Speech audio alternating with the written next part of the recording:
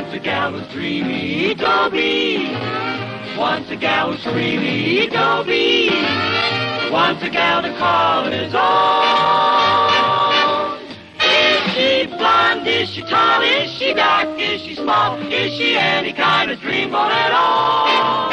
No matter, she's hers and hers alone. Dobie. The trouble started when Dad got himself a lawyer last November 1st. I remember the date because it was the day after Halloween, and Dad wanted to sue some kids who soaked his windows. I am going to court. He talked Dad out of that, but Dad kept him.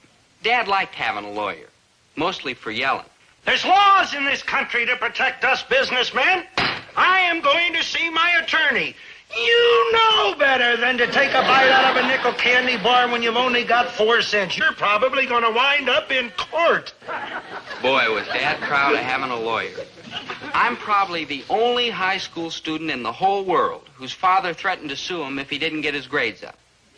Well, this lawyer, Mr. Martindale, drew up a will for Dad. I have explained to Mr. Gillis a dozen times how much trouble and expense will be saved by having a will for after he's gone. Not now, 100 years from now. For the past year, during which he has referred to me as, quote, my attorney, unquote, I haven't been able to get him to sign it. Hey, Winnie, I sure gave those guys down at the produce market a going over too, Dale. Hello, Martindale. Always glad to see my attorney. Mr. Martindale was nice enough to bring over your will for you to sign, dear. Well, if those kids soak my windows next Halloween again and he doesn't do anything about it again, he won't have anything to bring over here for me to sign because I will get a new attorney. See? I knew when I left law school that I'd have to be a struggling young lawyer. But I never thought that I'd be doing all of my struggling with one client. Deserting your client, huh? You're just liable to find yourself up in front of the State Bar Association. He's a nice kid. Little inexperienced, easy to learn. Oh, the mail's here, huh? If you'll just read it and sign it, it'll be done. Yeah, and then I'll be done, too. What? Well, you heard the old saying. Sign your will and send for your undertaker. Oh, that's just an old wives' saying. Yeah, well, what would a young wife say about that, huh? Lake Winnemucca Hotel? Yeah, where the successful young businessman, Herbert T. Gillis, and his beautiful young bride, Mrs. Herbert T. Gillis, are spending their honeymoon. You don't mean it. Read it. I already made reservations. But we can't afford it. Well, I told you, Winnie, we picked up a little extra profit the last couple of months, and we waited 24 years for our honeymoon. This is it. Oh. Oh, I told you when we got engaged, honey, just stick to Herbert T. Gillis. Buenos dias. Oh, buenos dias, Senor Carlos. Voila. Gracias. Y adiós. And a gracias and an adios to you, Senor Carlos. See you mañana. Hey, what's all this sneaky double talk? Oh, I'm practicing Spanish with him. Gracias and adios means thank you and goodbye. Yeah, but what about this mañana where he's going to meet you? Oh, he meant that he'll see me tomorrow. But where will he see you tomorrow? Here. Mañana, tomorrow. Oh. Why, Herbert Gillis, I believe you're jealous. Why not? You're a cute chick, you know. You bring all of us young bucks blood to a boil. Lake Winnemucca. You know, I'm glad now that we couldn't afford a honeymoon when we were first married. That's Herbert T. Gillis. Always thinking. We would have been worried about the future then. But now? But now I'm a successful businessman. Honey, we've got it made. Oh, it'll be wonderful. Warm days, canoeing, swimming, dancing. Say, maybe we ought to go to a dancing school. Well, there'll be dancing at the lake, and we don't want to look old-fashioned. Look old-fashioned? Honey, I feel 22. You look 18. How could we look old-fashioned? Well, still, maybe we ought to learn that cha-cha-cha. We will be doing the kangaroo jump. The kangaroo jump? Yes, honey, the dance we fell in love to. The dance we would have been doing if we'd have gone on our honeymoon 24 years ago. The kangaroo jump. Hey, there is a real dance. Hey. Da-da-da-da-da-da. Jump, we're going to dance till we drop. Hibbity, hibbity, hibbity, hibbity, hop, hop, hop. Hop, hop. Hibbity, hibbity, hibbity, hibbity, bump, bump, bump. doing the kangaroo jump. Da-dum-bum-bum, we're gonna dance. Dee-dee-dum, da-da-dee-dee-dee-da-da-da-da-da-bum. Bum, bum. Dee-dee-dee-dee-dee-dee-dum. Bum, bum. Dee-dee-dee-dee-dee-dum. Da-da-da-da-da-da-da. Dobie. Oh. Goodbye, Herbie. Goodbye, Winnie Pooh. Dobie, your mother and I are feeling pretty happy, son. We are going away on our honeymoon. Hold it. Don't have a connection fit. I'm going to close the store while we're gone. You won't have to work. Oh, okay. One thing, Dad. Will you do me a favor? No. If it doesn't cost anything? Yes. Don't tell anybody you're going on your honeymoon, huh? It's pretty embarrassing at my age. Huh? And at your age. At my age? Yeah. Oh, the things you kids don't understand. Boy, I am in my prime. Oh. Yes, sir. No! You gotta get a broken arm. Well, it sure depends on... Put one finger in that drawer and you'll only have a Take dancing lessons. All right, we'll start by dancing away from the castle. Look, Dad, if you don't let me take dancing lessons, I may never get married, and you'll have me on your hands the rest of your life. But if I learn to dance good, well, I might even marry a rich girl and be self-supporting. I'll admit, that's the only way you'll make it. And girls are very important for that, so I'll tell you what I am going to do. What? I am going to teach you to do the kangaroo jump. The kangaroo Jump! You'll have to beat the girls off with an axe handle. I don't want to beat them all. Get a load of this. Da-da-da-da-da-da. We're going to dance till we drop. Hibbity, hibbity, hibbity, hibbity, hop, hop, hop. The only thing I'd get to marry with that dance would be another kangaroo. Mister, that happens to be the dance with which I won your mother. I gotta learn the cha-cha-cha. No! If you haven't got the money right now, maybe you'd let me charge it. Charge it! Thanks, Dad. Oh, I gotta...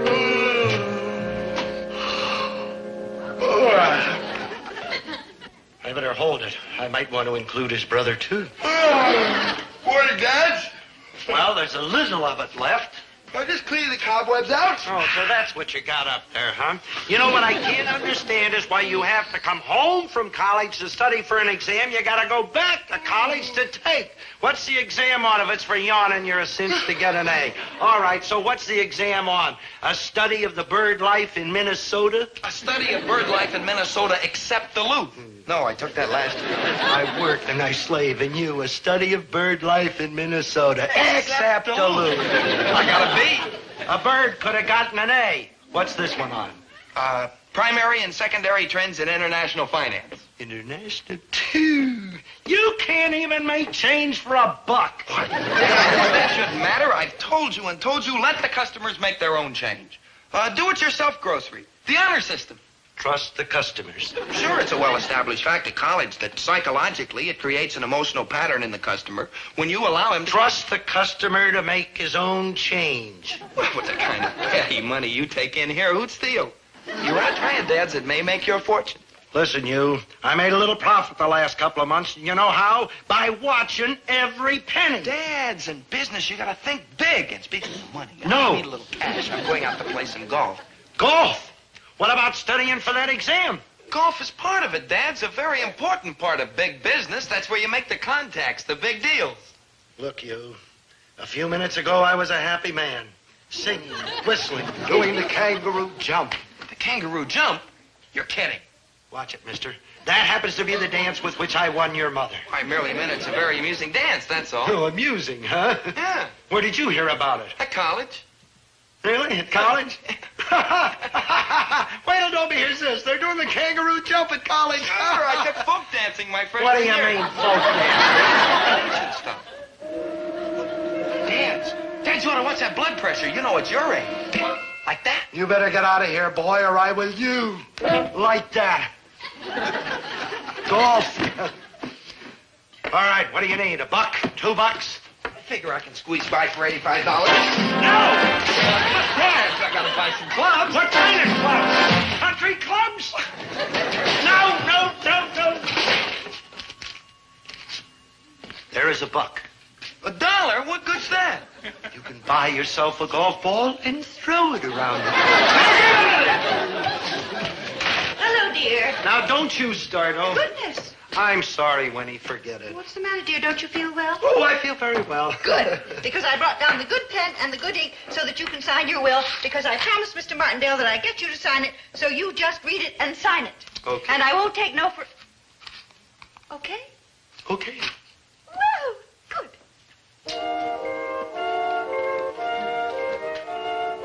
I, Herbert T. Gillis, being of sound mind and memory, and considering the uncertainties of this life, do declare this to be my last will.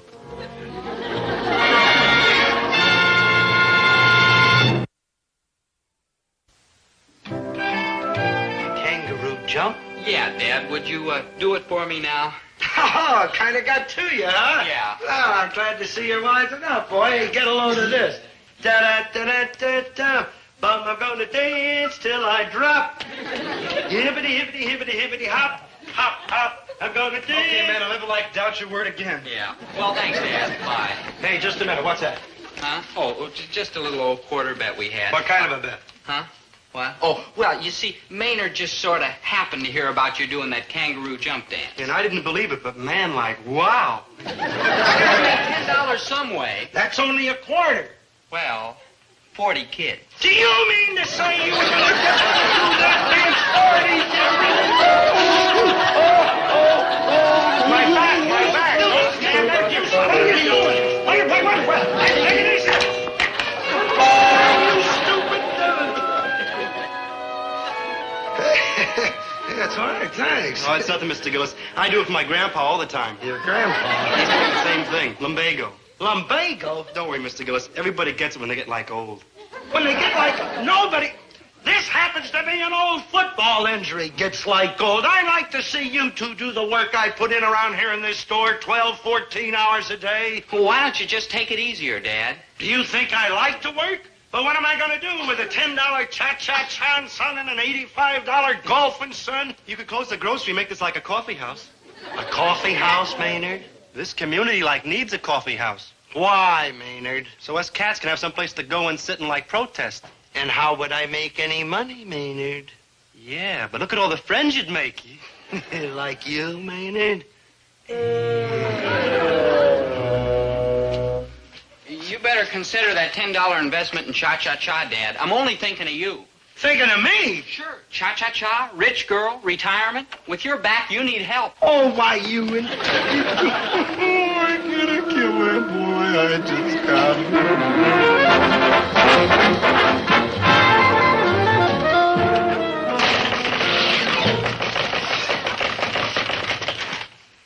You saw me coming and you're trying to lock up. It's closing time, Mrs. I'm on Lassie. to you, Herb Gillis. You're a robber and you're a price raiser. Don't pick on me, will you? Ordinarily, I can take it, but tonight I'm in a bad humor. How can you say this to me when I'm here on a mission of mercy? What can I get for you, Mrs. Poor Lassie? Herman Stalker, over on 18th Street, they go to my church. Dropped dead yesterday like that. So I want to be a good neighbor and take the poor grieving widow some good homemade soup. So let me have a couple of envelopes of that tomato soup mix. I like vegetable better. Maybe you better make it vegetable. I used to go to school with a kid named Bill Stalker. Oh, Bill was Herman's older brother. He passed away 3 years ago. You couldn't possibly know Herman Stalker. He's years younger than you.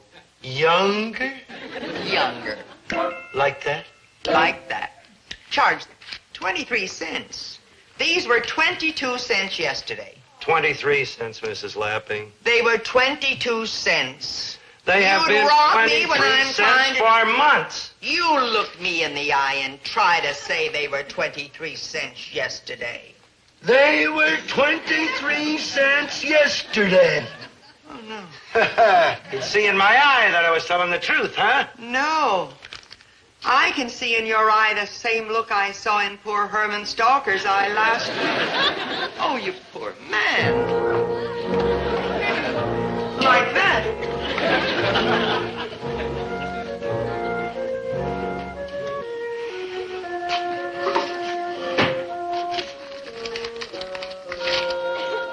Considering the uncertainties pleasures of this life.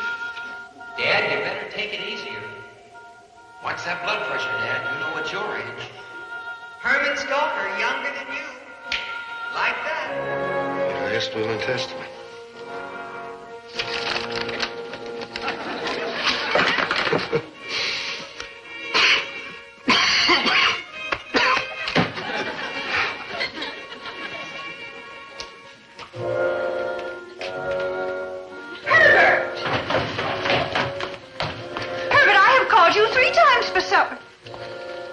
Why, you haven't even closed up yet.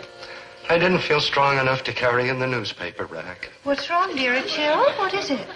Everything. Oh, Winnie. Why, Herbert, darling, what's wrong? Oh, I just feel awful. All over. I feel old and tired. That will. Is that what brought all this on?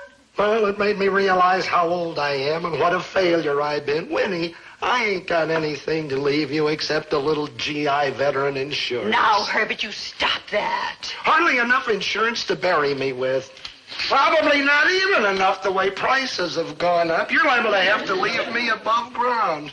Oh, I gotta face it, Winnie. At my age, it could happen like that. And then what'll happen to you when I'm not here to take care of you? You'll wind up on relief. Why? Because I ain't got anything to leave you. You have quite a lot to leave me. 2 fine boys. Now what? I forgot about them. You'll have to support yourself in them, too. Herbert, they are fine boys. Winnie, you've got to promise me one thing. After I'm gone, you'll marry again. Why, I wouldn't think of such a thing. Winnie, I won't rest easy unless you promise. Now, promise me you'll marry again, please. Well, all right, I'll promise if it will make you come upstairs and have your supper. Thank you. Who? Who? Who you got in mind? That's who. I got you in mind. Well, I'll rest easier knowing you'll be taken care of. You're a striking woman, Winnie, and you can get somebody real easy. Probably some big shot, not an old failure like me. Some fellow who could die and leave you all the things that I keep. Now, upstairs.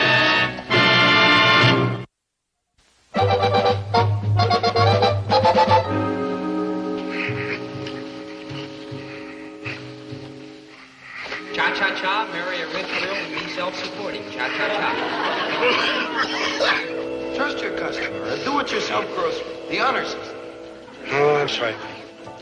I got nothing to leave you. 2 fine boys.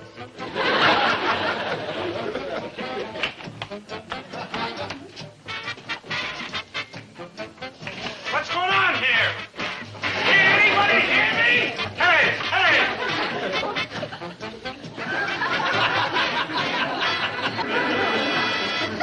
That's it?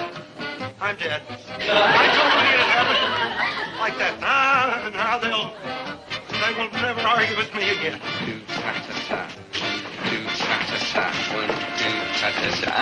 Oh, thank you, Dobie. My pleasure, Mrs. Lapping. You've got the happiest little fat feet in the whole neighborhood. Oh, Dobie, you're so charming. And it's such a pleasure shopping here now that your mean father has gone. Me? Why, you I wouldn't say I was mean. That a Of course, it's boy. true, but I wouldn't say it. Where did my Shall we father try it again, Mrs. Lapping? Davy, the drawer is full and I can't get my money in. I'll take care of it, Mrs. Dow. Hey, what are you doing? The bank got tired sending an armored car over every hour, so they put in a pneumatic tube straight to the bank. You didn't count it. They even hired a teller to stay at their end of the tube and count our money for us. Well, I figured what my purchases came to, but I just thought I'd put a little extra in. Oh, thank you, Mrs. Dow. Would you care for some espresso coffee before you leave? Maybe a little golf lesson. Or how about some cha-cha-cha? Oh, I've had them all. And I'm going to hurry home and stuff this food into my family so I can come right back and buy more. How are you, Videtti, Mrs. Dowell? Well, Mr. Gillis. I wonder if you remember me. We met yesterday on the golf course. Well, I meet so many impressive executives on the golf course. Oh, of course. I'm the president of Mammoth Market, CB Mammoth. Yes. I was very impressed with you yesterday. Not only because of your golf game, the way you threw the ball around the course. Marvelous, a wonderful idea. That was my But idea. I was even more intrigued with that fascinating talk you gave in the locker room on bird life in Minnesota. Except Duluth. Oh, except Duluth, of course. That's what impressed me the most. I hate the birds in Duluth. Yes. I've heard about your amazing success here in the market and some of your fascinating features. Is that one of them? Yes, he's on our staff. He's the king of the beatnik. King? Well, what's he doing? Protesting. Wonderful. Brings in the intellectual element. Yeah. Marvelous idea. And is this another feature of the store? Yes, sir. This is the cha-cha-cha department. We dance with the customers. It puts them in the mood to buy. Care to try it? Uh-huh. Yeah. Wonderful. I'll buy this store. I'll give you and your brother $100,000 for it. See what I mean? $100,000. Of course, your offer is ridiculous. Well, of course it is, so take it. I mean, we wouldn't even consider it. Sell! Don't sell, Dobie. My father's a millionaire. I only started working here in hopes you'd cha-cha me to the altar. Oh, this kid's been spreading his cha-cha all over town. No, I'm sorry, but we have plans for our own chain of groceries. I'm afraid that in a year or so, we'll be absorbing you. Oh, I knew it. I knew it. Oh, why in the world didn't I study golf and bird life and the cha-cha-cha in college? Turned down $100,000. Oh, what's going to happen to poor Minnie? Oh, what a lovely picture. What a shame this miserable Herbert Gillis couldn't be here to see it. Miserable Herbert T. Gillis. Who? Your late husband. Oh, is that who it is? I thought it was some sort of an ad. Oh, that miserable man. You know, I used to have to force myself to come to this store, but you and the boys have always been so attractive, and I realized if that miserable man lost even one customer, you'd all be on the county. Dobie, you're so cute. Yeah. Poor, miserable Herbert. Oh, We could have been rich years ago, but the poor, miserable man just couldn't think big. Well, what could you expect from that limited mind? I always ask him, buy me a convertible. Over and over. Buy me a convertible. all right, so you asked me. And making deliveries in that beautiful convertible that I bought you for his funeral. That was the very thing that started our success. Yeah. Oh, I kid myself. She's right. They don't need me. They're better off without me. Oh, the convertible and Davy's golf and cha-cha-cha, Mother. Oh, and that reminds me, I'm going to a Tay dansante. Woo! And here comes my date now. Your date? Winnie, I'm not even cold yet. No. Oh, Don Carlos, gracias and adios. Oh, my sweet Winnie Pooh. Winnie Pooh, honey, that was my name for you. Here it is, mañana. I knew it. You see, just after my insurance. You know, if my poor late husband were here, he would say that you were after his insurance money. But I'm a wealtly South American landowner. Perhaps you have heard of my hacienda in South America. What is it called? Argentina. Oh, it sounds lovely. Well, shall we off to cha-cha-cha? No, never again shall I cha-cha-cha. I shall only do the dance with which you won my heart. The kangaroo jump. The kangaroo jump? Oh, Winnie, that's our song.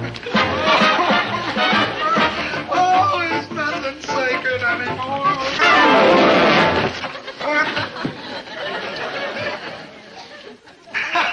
Ooh, ouch, I'm alive. Hey.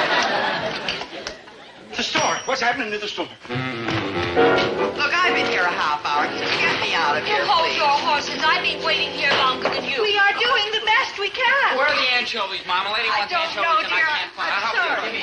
What's going on here? Oh, Herbert, darling, I wanted you to get all the rest that you could, and I thought that the boys and I could handle the store. We did our best, Dad. Don't get sore, Dad. Sore? Why should I get sore? You are my family. And this is the best thing that ever happened to you. Now, you know, it takes brains to run this store. Brains and guts and American ingenuity.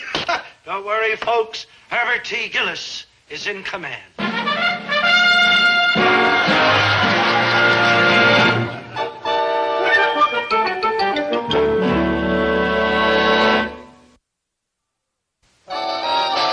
You know, I learned something today, Winnie. You are only young once. And I learned something else. What?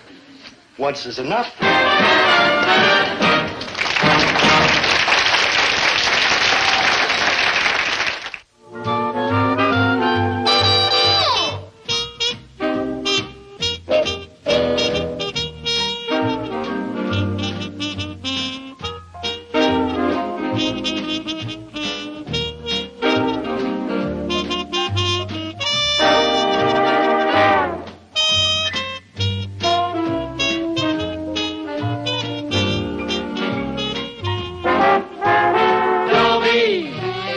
Once a gal was dreamy, Dobie.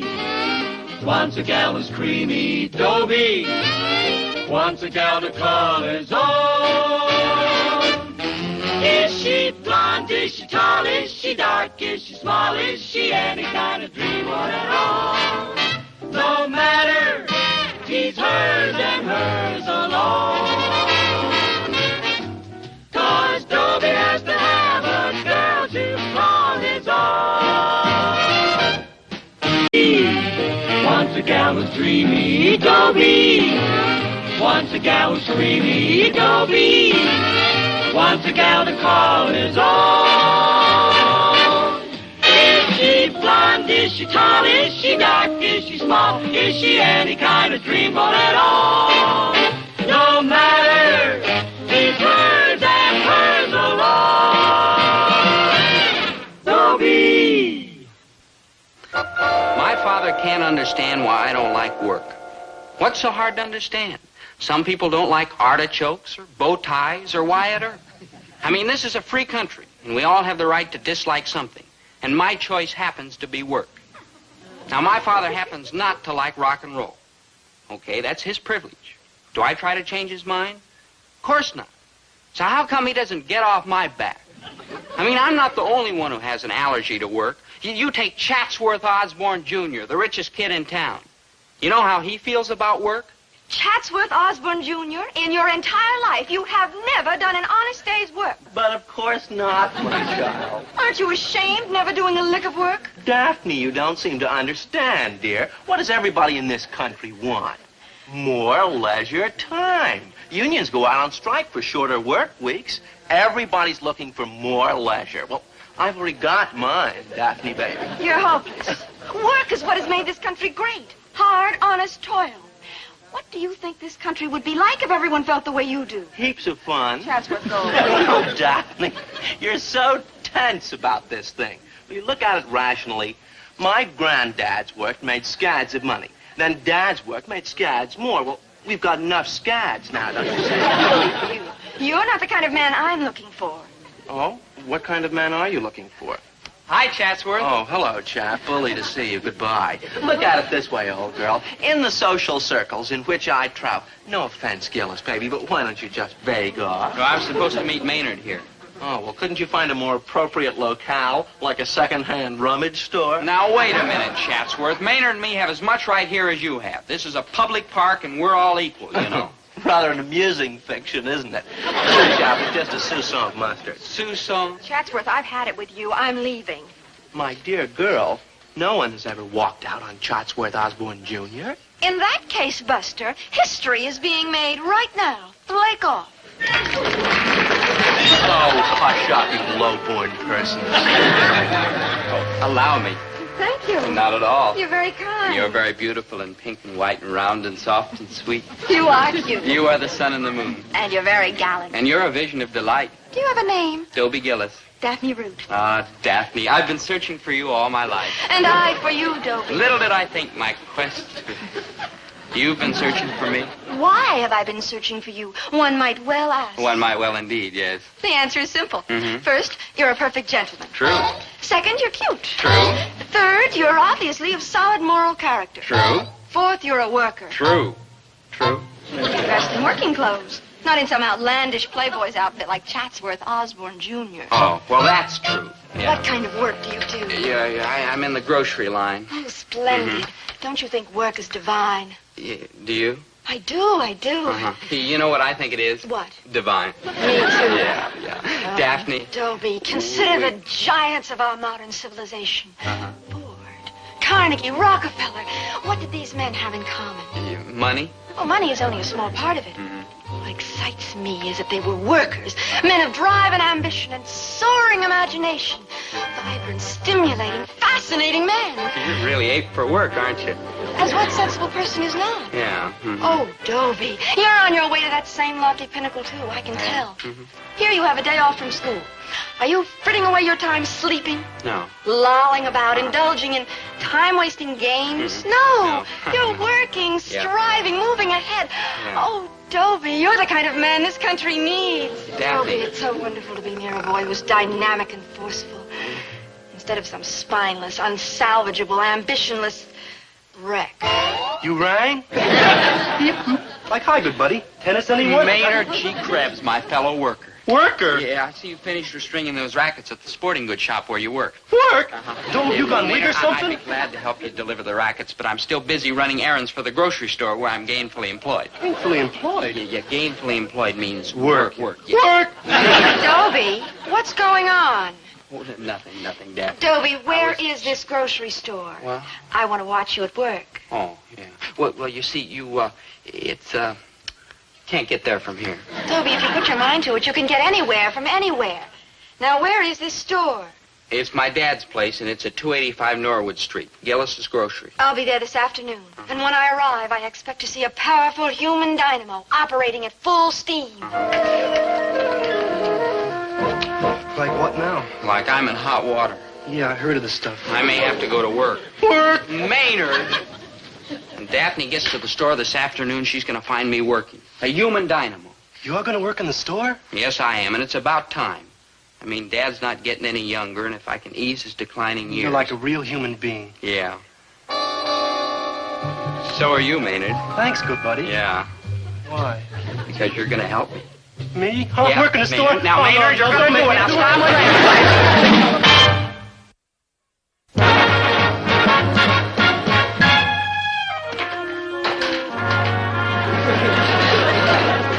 So this is work, huh? Right. You know, it ain't so tough. Naturally, I'm doing it all. Oh, you're okay in my book, good buddy. Maynard, get to work. Work? Come back here. Look, start dusting. When Daphne gets here, we've got to look like we're getting a kick out of this.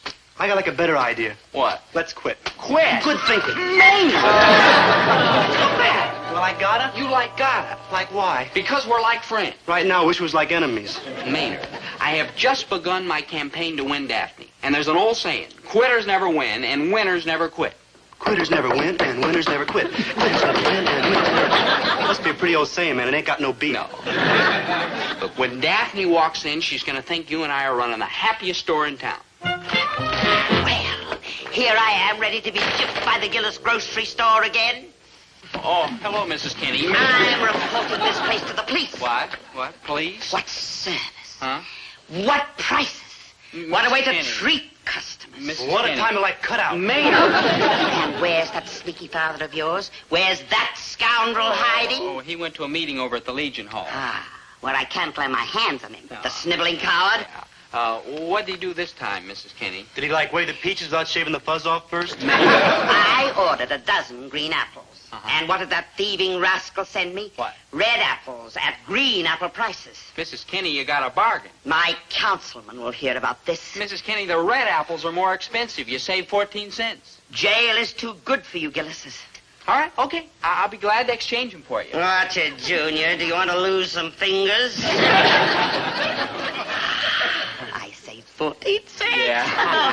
I tell you, they had to get up early in the morning to fool Blossom Kenny. Yeah, you belong on Wall Street, Mrs. Kenny. Tell me, what can I do for you today, Mrs. Kenny? I want this sirloin ground. Oh, I can't do that, Mrs. Kenny. You didn't buy it from us. The market over on Grover Street sells it for 2 cents a pound cheaper. Well, why didn't you have them grind it? And stand in line for half an hour in that drafty place. Maynard. She's right. It's like spooky over there. Maynard, that's... now... Here, boy. Grind. Oh, that's impossible, Mrs. Kenny.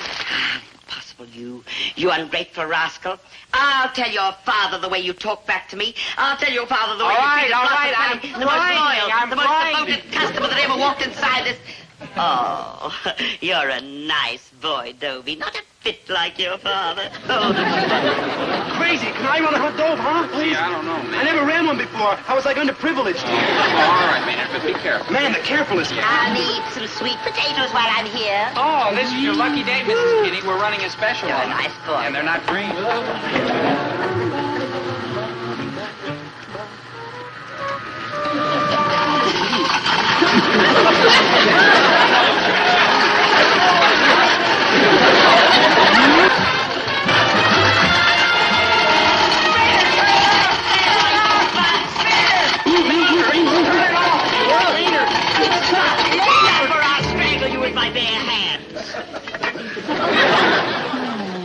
crazy pencil sharpeners. Maynard! I'm reporting this to the district attorney. Oh, Mrs. Kinney, wait.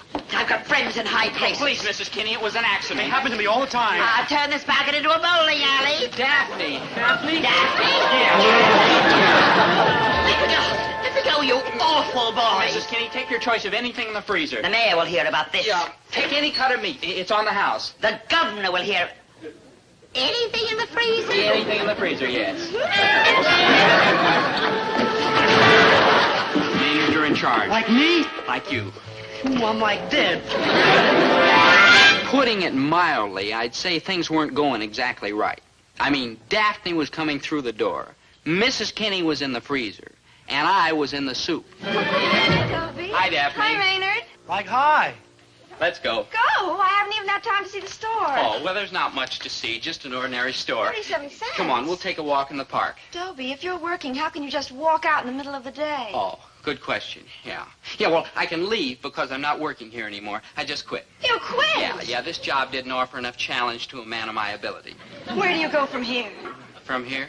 The next job, the next rung upward on the ladder. Oh, well, I thought I'd take my time and look around, you know, kind of run some ideas up the flagpole and see if anybody salutes them, and then in a few months... Why, wait. What? Oh, my father could put you to work right away. Your father? Work? Me? Root Shoe Store, you've heard our motto. Put your feet in our hands. I've heard it, yeah. Our store's just up the street. You could start selling shoes tomorrow. Me selling shoes? Selling shoes is only a beginning. Yeah. From there, you'll work your way up. And up and up. With shoes, that's the only way to go. Daddy's looking for bright young men. Show them you can make good, and the first thing you know, you'll be a supervisor. Yeah. An assistant manager. Then manager. Yeah. Then a shoe tycoon like he is. In footwear circles, he's known as the king of the 798 composite sole. Oh, me selling shoes? I'll see you at 9 o'clock tomorrow morning at the store. Yeah. And after work, if you're as sensational as I know you can be, we'll go out and celebrate. Oh. Just the two of us. Now you're talking. Goodbye, my chairman of the board. Farewell, my queen of hearts. Me selling shoes?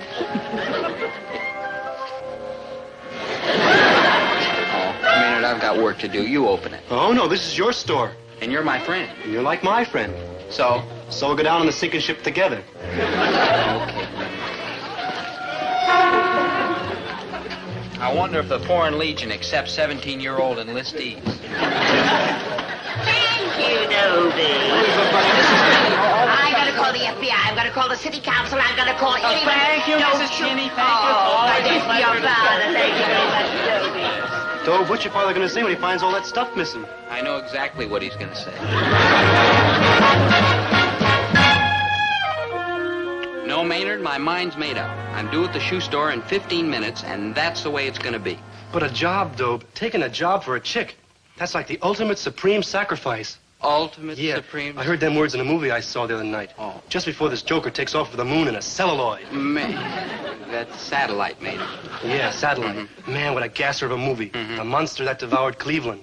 Maynard, you've got an entirely mixed up idea about the importance of labor. Why, do you have any idea what the world would be without work?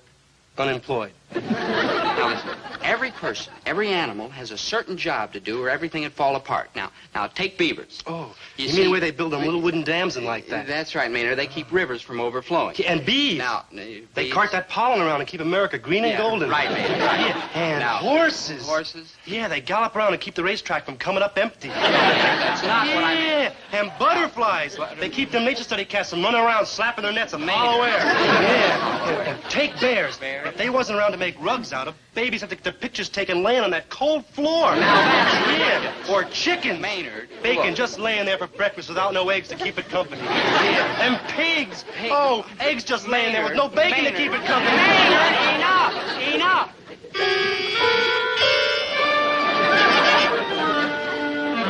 And what about alligators? There was no alligators.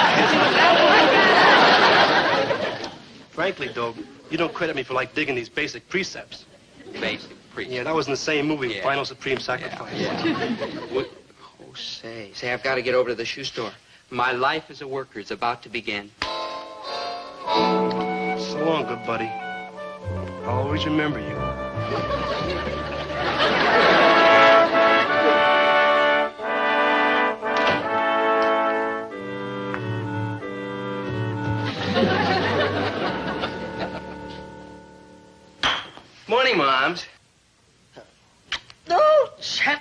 must you be so unsanitary this early in the morning? Sorry, Mom. No, your father had that same nasty habit. Another croquet ball, Fidelio. 4. Oh, smashing shot, Moms. But be careful you don't break anything. Oh, what difference does it make? Unless the ball travels more than 3.5 miles in any direction, whatever we break is ours. Does it like Uncle Henry's potting shed? But Mom, you adore flowers. Flowers indeed. He hasn't had a flower in there in 20 years. Well, then what does Uncle Henry do in his potting shed? He gets potted. Well, I suppose every family must have a skeleton in the closet. Oh, I don't mind him being in the closet. What I object to is when he goes down to the corner of 7th and Main and does the tango. Not again. We're the traffic cop. Now, come on, boy. Get yourself a mallet and let's whap a few here. Not today, Moms. I've got to get downtown on business. Oh. Cheero. Chatsworth, when you're in town, Yes, Moms. don't mingle. No.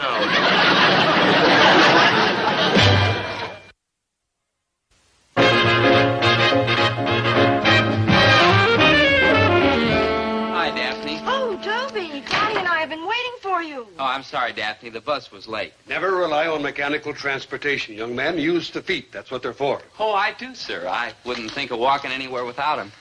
Daddy, this is Dobie Gillis. Yes. The boy I was telling you about. Mm-hmm. How do you do, sir? Well, the handshake is rather weak. Uh-huh. I presume that your feet are in better condition. Oh, they're tip-top. For feet, that is. Yeah, well, so do work. Now, I won't pay you a salary, and the commission is small. But you've got a great opportunity to... Hi-ho there, gang. Chatsworth. What are you doing here, Chatsworth? Daphne, my dear, I could scarcely sleep last night for thinking of you. I mean, I just tossed and turned till just all hours in my expensive Louis XIV bed. Sympathy isn't going to help, Chatsworth. I've told you, the only kind of a boy I can respect is one who's willing to pitch in and work. Namely me. But that's precisely why I'm here, my kitten. For you, I will work. It's a madcap idea, all right, but we Osborns are notorious daredevils. Chatsworth, how marvelous of you. Yes, isn't it, though? Well, daughter, at last the money that I spent on braces so your teeth could come in straight is coming home to roost. Oh, wait a minute. This isn't fair. I was here first. Chatsworth is entitled to a chance, too. In some circles, it's called sportsmanship, or didn't you know? You I'm ignoring. Well, anyhow, we still have our date tonight. Maybe yes and maybe no. What did Daphne? You promised. Tonight, I'm going out with a boy who sells the most shoes. Bully. Oh, wait a minute. What's What the matter, kind of a... Gillis, baby? You afraid of a smidgen of competition? Me afraid of you, Chatsworth Osborne Jr.? Ha! Bring on those customers. Oh, ladies. It's an honor to serve two such charming creatures. Will you have a seat, please?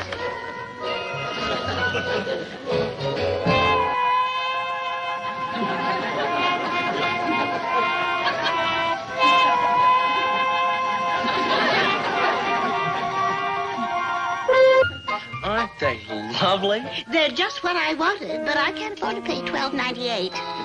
Could you afford, say, $8.98? Well- $6.98. Oh. Name your price. $3.98? Sold. Oh, wonderful. I'll have another pair for my sister-in-law.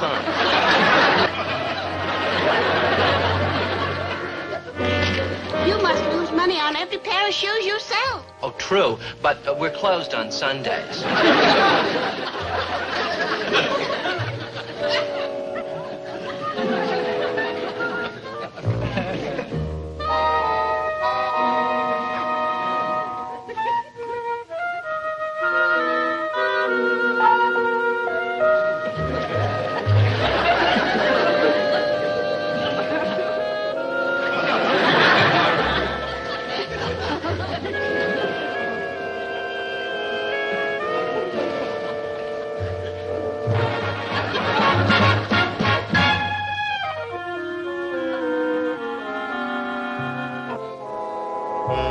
I told the whole neighborhood about your divine bargains. And you were so right. I'll take 4 pairs. And I'll take a few more pairs for my other sister-in-law. The more, the merrier. We aim to please. Now, that'll be $3.98 a pair. We'll buy a full dozen if you'll make it $3 even. It's a deal. God, madam, what a shrewd bargainer you are.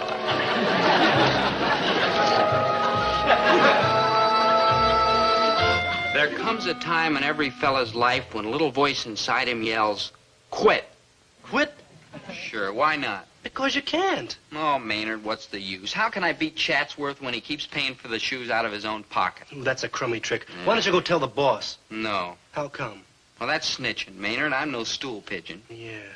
Hey, why don't you go tell Chatsworth's mother? She'd never let him work in a shoe store. I just told you, I'm no stool pigeon. Yeah. Of course, if some good buddy went and told Chatsworth's mother, that'd be different, wouldn't it? Sure, Dobe. Then you wouldn't be a stool pigeon, would you? That's right, Maynard. I mean, if some good buddy went and told Chatsworth's mother, then it wouldn't be me, would it? Yeah, I wonder who I can get. Ooh, let's see. Now, shh, quiet. I'm trying to think who I can get. Now, let's see. Who's your good buddy? Oh.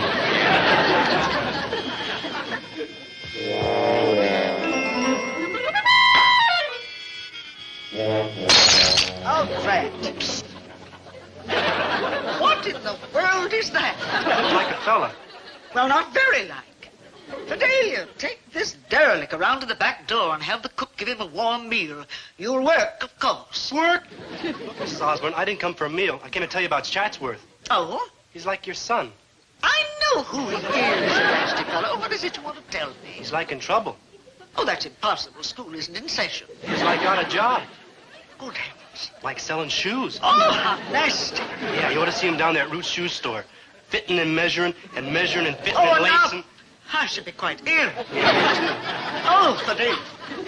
Bring the car around to the west gate. Make it a fast one with a siren. You get around to the kitchen and have the cook give you a warm meal and some clothes.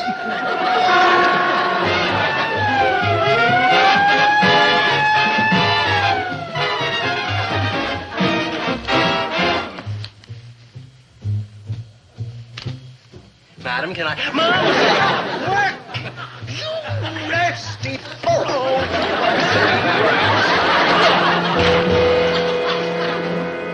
Yeah, it was like living through another San Francisco earthquake. It was scary.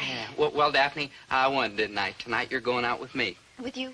Yeah, well, I did better on the job than Chatsworth. He willed it in the stretch. Well, that's true. Dobie, you're not much of a salesman, but you do have stick-to-it. You know, I'm one of the stickiest. Daddy, do you really think Dobie has a future in the shoe business? Definitely. As a salesman? On a higher level. Oh, gee. If I have my way, he'll climb right to the top.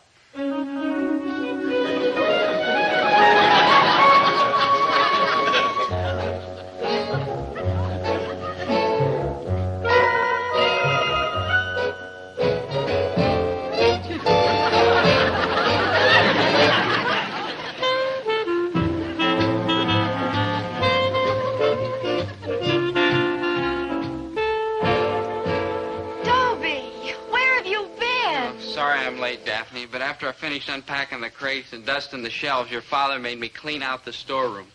I'm bushed. You'll learn to take it in your stride. Now, where shall we go tonight? Tonight? Go? There's a dance at the Civic. Dobie. I'll never look at another shoe again. Right, left. Dobie. Dobie. You know, working chaps are all right in the daytime, but at night, you just can't beat us playboys.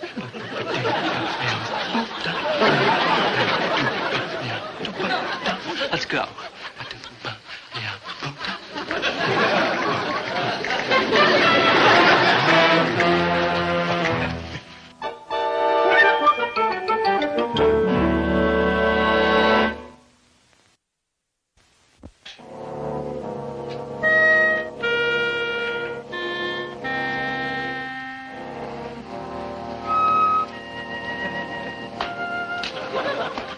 Night. Daphne. I want to explain. Yeah, I'm sorry. I must have dozed off. Are you ready to go to the dance? Well, to tell you the truth, Dobie, I don't feel much like dancing right now. Really? I'm a little tired. Aren't you? Yeah, considerate. That's what you are, Daphne. Gee, you're the most understanding girl in the world. You're very sweet, too, Dobie. Yeah. Well, good night. Good night, Daphne.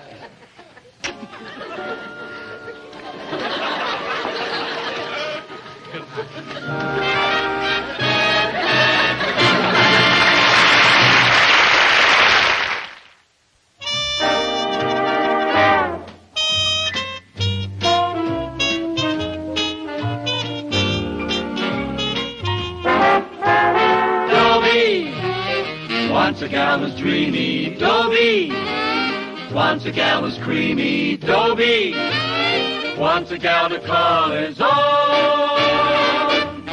Is she blonde? Is she tall? Is she dark? Is she small? Is she any kind of dreamboat at all? No matter, he's hers and hers alone.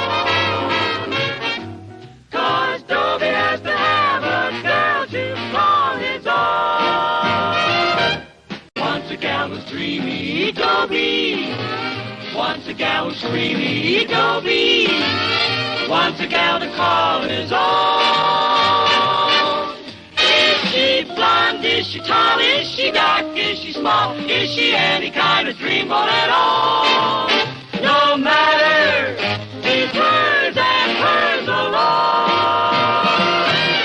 Dobie. All my life I've been searching for a girl. The girl. I want her to be beautiful and soft and pink and creamy. But if she isn't so beautiful, I won't mind too much, just so long as she's kind to me. And if she isn't kind, that isn't too important either. In fact, I'll take her if she's ugly and sort of mean, just so long as she's a girl. But I haven't got one chance in a million to find a girl who's lovely. Thank you. And desirable. Thank you. And enchanting.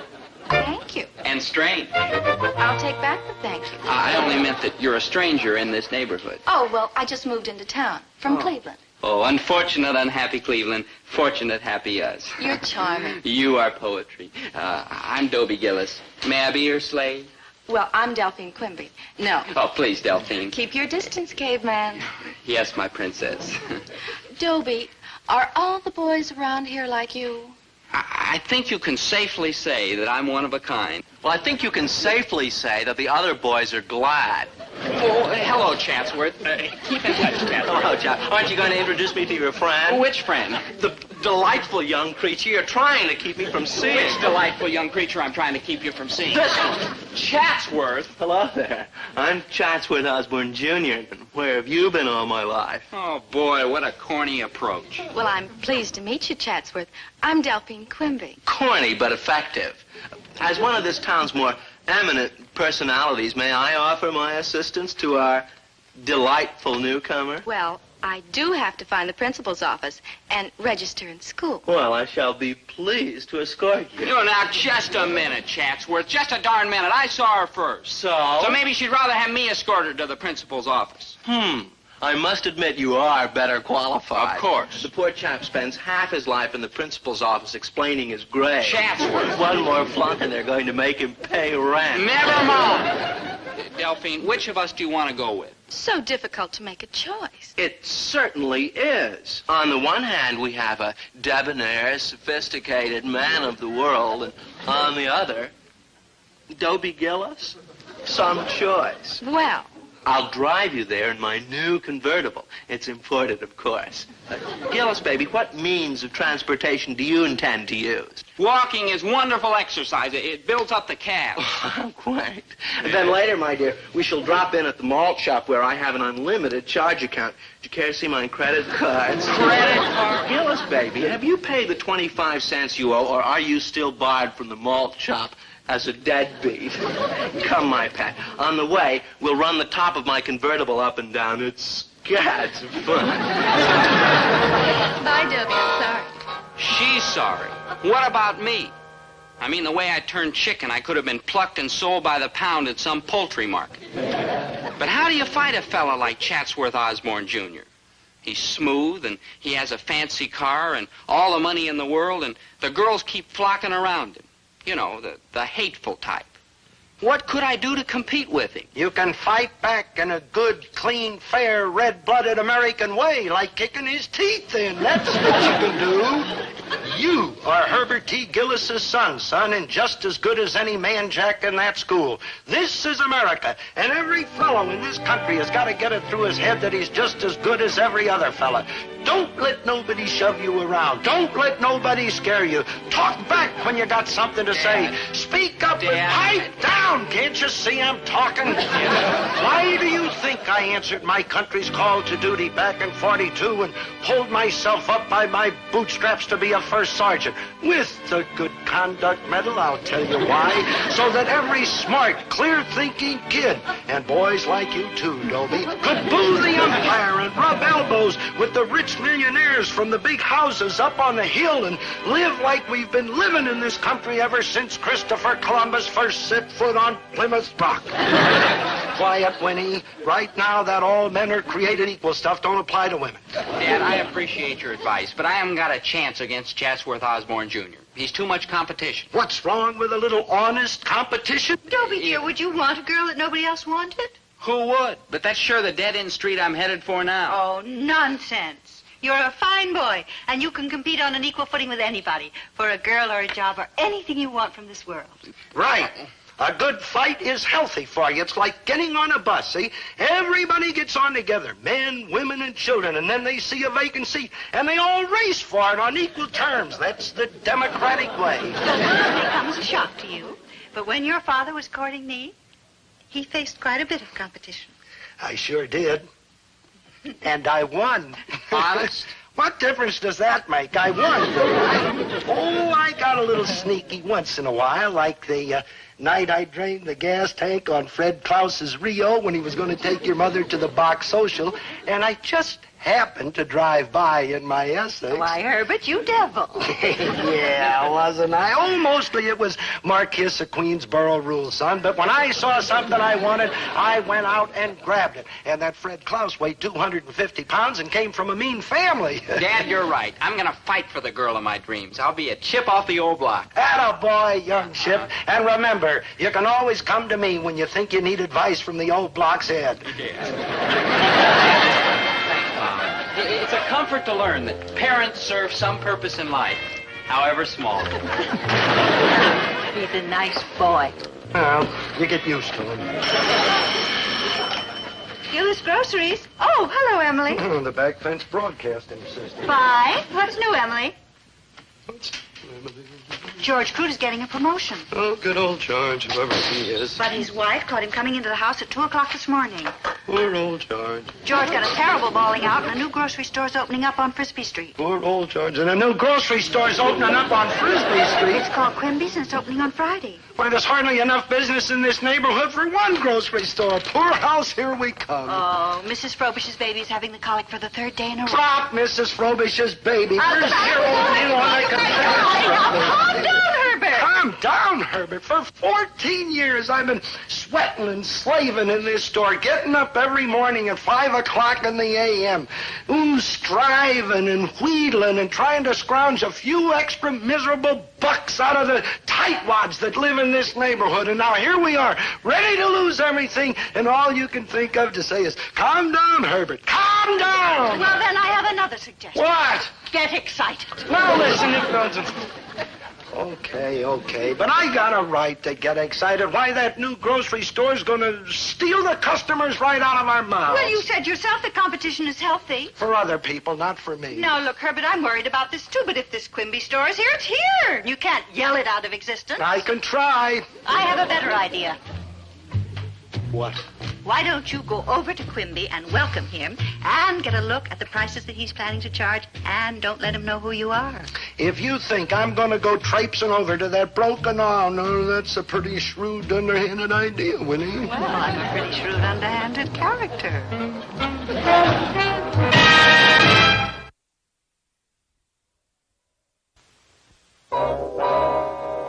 I wish I was a shrewd and underhanded character.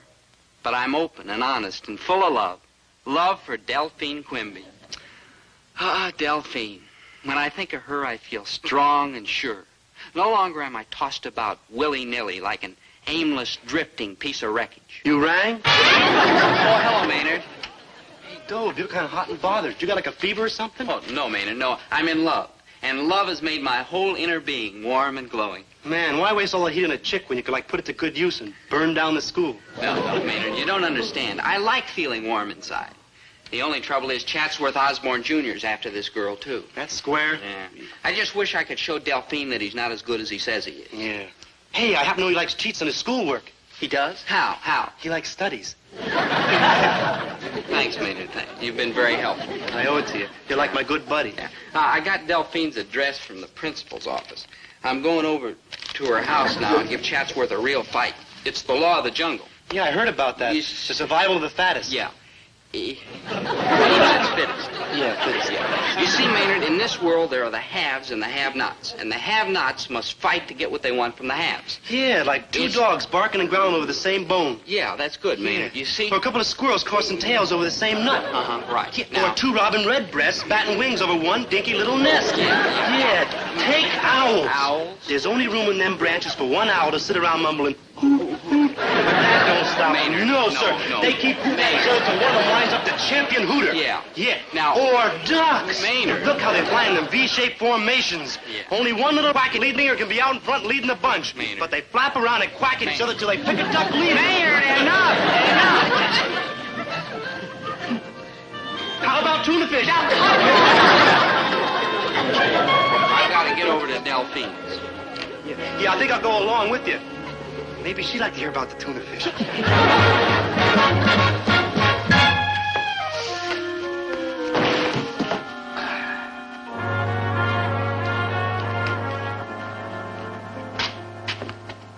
Oh, yeah, this is it, Quimby's. I guess Delphine's father runs the store. Man, what a lucky cat. Finding a pet with his name already painted on the door. That's right, Maynard.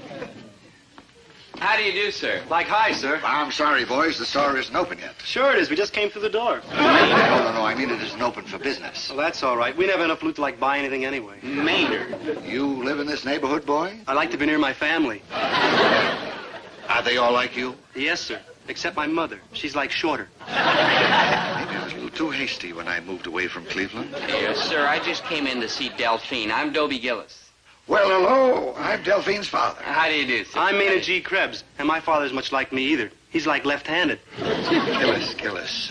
You live around here, too? Yes, sir. My dad owns Gillis's Grocery over on Norwood Street. Oh. What kind of a store are you opening? Open your eyes, man. You're selling boxes. What? You're selling boxes. Oh, you've got it up here, boy. Hi, Dobie. Oh, hi, Delphine. This is my friend Maynard G. Krebs. How do you do, Maynard? Hi. Maynard's just leaving. I am? Yes, Maynard. Delphine and I have a very important matter to discuss. We do? You bet we do. Chatsworth Osborne Jr. may have won the first round this afternoon, but I have only begun to fight. Yay, good buddy! Maynard, you were leaving. Oh, just when things starting to swing. Do I have to? You have to, like so long. Likewise. Delphine, my great tawny animal. We live by the law of the jungle. Now that I've found you, competition will only spur me on to greater efforts. Hi, Mr. Gillis. That cookie, you didn't by any chance buy it at Quimby's grocery store, did you? Oh, no, sir. I'm always too chapped to buy anything, so I always shop at your place. Quimby's grocery store? Yeah, I'm on my way over there right now to find out what that crook is up to. Stop, Mr. Gillis. Don't go there. Don't go there, man.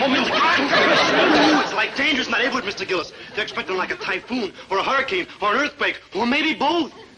Maynard, they ought to declare your head a disaster area. Oh, Dobie, I'm so glad I found you.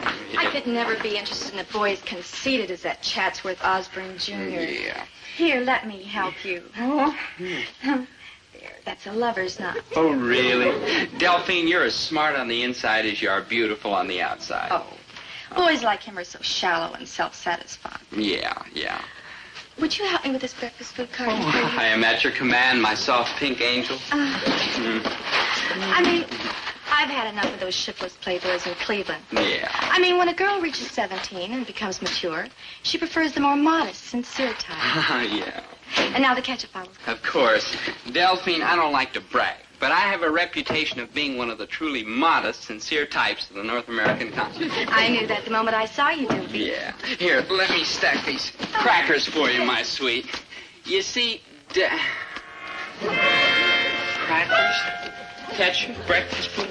Delphine, what kind of a store is it? No, don't tell me. What's the matter with you? It's a grocery store. I asked you not to tell me. Dobie, what's the matter with you? You're acting very strangely. I've devoted a lifetime to avoiding at my father's store, and here it just snuck up on me. Dobie! My father will murder me. I gotta get out of here. Maynard, will you please get out of the way? Your father. Maynard, whatever you're trying to tell me, it can wait. He can wait now. How do you do? I'm one of your new neighborly neighbors in the neighborhood. Oh, how do you do, sir? We don't open the store till Friday. Well, that's all right. I just dropped in to look around. I'll be my guest.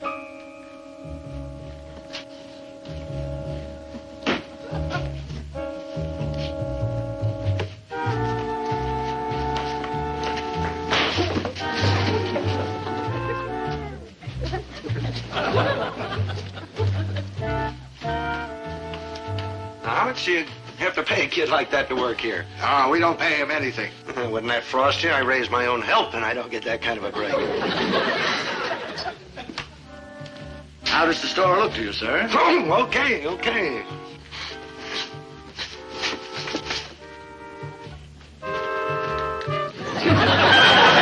how much you getting for this soap here?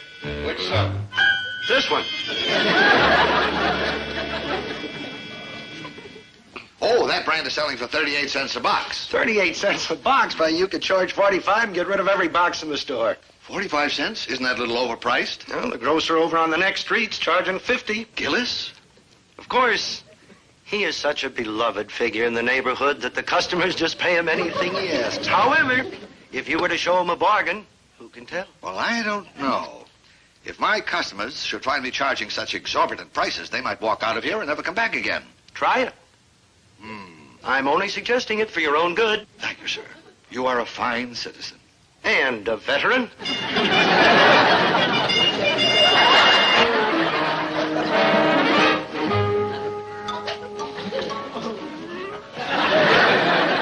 How much you getting for these peaches? 21 cents a can. Gillis is getting 30. No. Yes, why, you could charge 28 for these and clean up. Well, thank you very much, Mr. Dobbs, Fred C. Dobbs, yes. You've been a big help. Oh, that's okay. I don't mind helping out when just...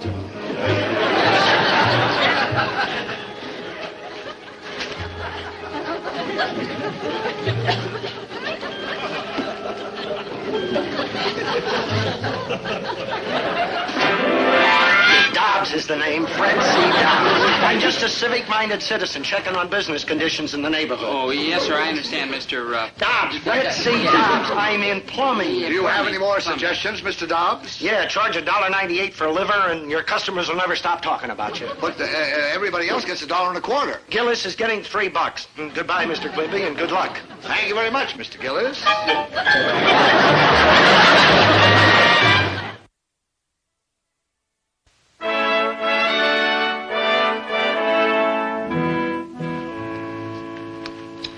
Afternoon, Ma. Oh. Charming. Does it have a name? Yes. It's called Untitled. Fascinating. Well, what does it represent? How do I know? It's called Untitled. Of course. Chatsworth, painting is beginning to mean a great deal to me. I quite understand, Major. It's an emotional release. It gives me the opportunity to express myself. It gives me the chance to forget you and the memory of your father, God rest him. Moms, I'm devoted to you. Oh, devoted but nasty. You're an husband. The older you get, the nastier you are. Well, the curse of aristocracy. You know, your great-grandfather, Phineas Osborne III, lived to be 94. You know what he died of? What, pray tell? Nastiness. Confusion. Mums, I need your help. Naturally. What is it this time? I'm about to lose a young lady to a grocer's son. Oh, how degrading. You must help me win her back, or I shall lie down on the floor and hold my breath until I turn purple. That's an excellent idea. That's the way your father won me. But, Mums, you've got to help me. Chatsworth, I will not. Very well. I'll do it myself. Fidelio? Oh, here's an Osborne. Whatever he does, I know it'll be nice. Dobie, I think you better leave before Daddy gets mad. Here I might be in trouble. At home, I'm sure of it. My father's temper's not exactly. Chatsworth. I thought you were through with him. I am. That, my proud beauty, remains to be seen. Now, wait a minute, Chatsworth. Oh, back, peasant. Back Mr. peasant. Quimby. Yes, sir? I am Chatsworth Osborne, Jr. What does that name mean to you? The 300-acre estate on the top of the hill. 28 rooms, 8 bathrooms, surrounded by a 16-foot fence. With broken glass embedded in the top. Yes, you've heard of it. I most certainly have. Is there anything I can do for you, sir? Anything at all? There is. Can you fill this order? Oh, I'm sure I can. Caviar, 10 pounds. Imported. Anchovies. The finest. Italian cheeses, Polish hams, pheasants. Plump. Do you realize this order must be worth at least $200? Naturally, we do not entertain the beer and Skittles set. Well, I can run right down to the warehouse and have this order filled for you immediately, Mr. Osborne. Sir. Excellent. And we will bring you a similar order at least once a week, more often when the crowd returns from the Bermuda yacht races. Thank you. Do you hear that, Delphine? We're on our way. We'll be rich and prosperous. New fur coats for your mother. A trip to Florida. Quiet. Mr. Quimby, there is one small condition attached to these profitable orders we intend to place with you. Anything, sir. Anything at all. I would like a date with your daughter. Sure thing, my boy. Delphine, I want you to take the rest of the day off from work.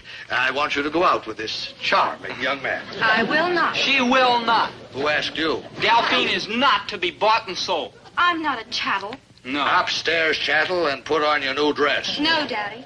When I told you I'd throw you out of the house if I ever caught you wearing again. Rather amusing contest of will. Mr. Quimby, I'm shocked that you would treat your daughter in such a way. Oh, pipe down. Never. This is America, and every man, and that means boys, too, has a right to fight for the woman of his choice on equal terms. Oh, has Chatsworth been upsetting the working classes again? Oh, that nasty boy. Mrs. Osborne, what Chatsworth is doing is horrible and, well, un-American. Horrible, yes. Un-American, no. Why, our ancestors were here months before those Johnny-come-lately pilgrims. That's just the point. They came over here and fought for freedom. Take this ancestor. Obviously a fine, upstanding soldier of the Revolutionary War. He rowed the boat for Benedict Arnold. Well, look at this wonderful face. A rugged Indian fighter. That was Geronimo Osborne. Geronimo Osborne? He joined the Apache tribe. Wyatt Earp had to shoot him. I'll bet this little old lady did plenty to make you proud of her. She worked for Betsy Ross. She kept trying to change the color of the flag to black and orange. They finally got her for counterfeiting. Moll Osborne, they called her. Oh, she was a mess. I'm sorry, Mrs. Osborne. I didn't mean to drag out all the family black sheep. But you have, haven't you? Yes, I have, yeah. Well, but your point is well taken. It is?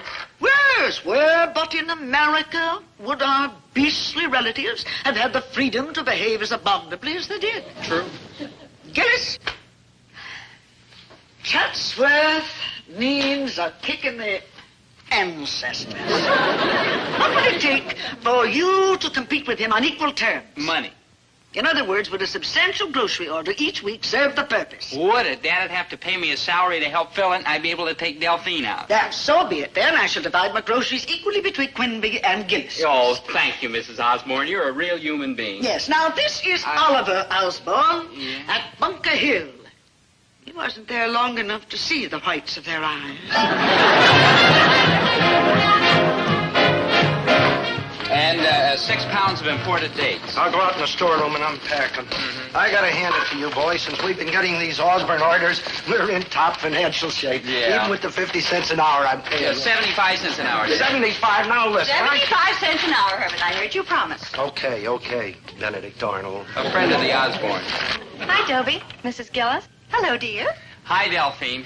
Gee, Delphine, I'm sorry about the dance tonight, but we've got to get Mrs. Osborne's orders filled. Oh, that's all right. I understand. I just dropped by to tell you how proud I am that you're helping your father like this. Yeah. Well, it's partly loyalty and mostly the money he's paying me. But it's for us, my sweet, even though it's keeping us apart right now. I say, come on, Delphine, baby. You're going to the dance with him? Well, I wanted to go with you, Dobie, but you're so busy working tonight.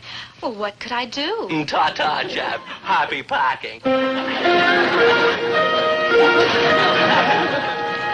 Mom? What, dear? I gotta kill that boy. I just got it.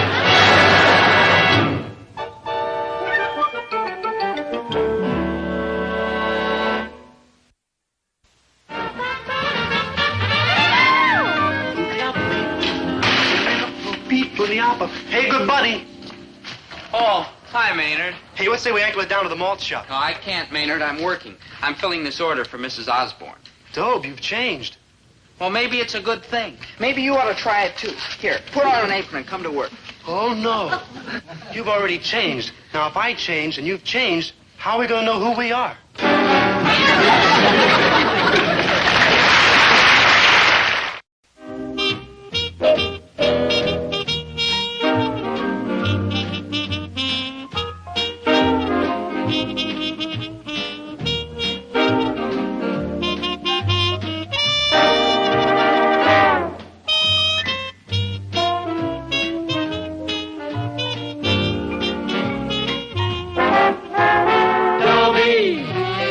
Once a gal was dreamy, Dobie.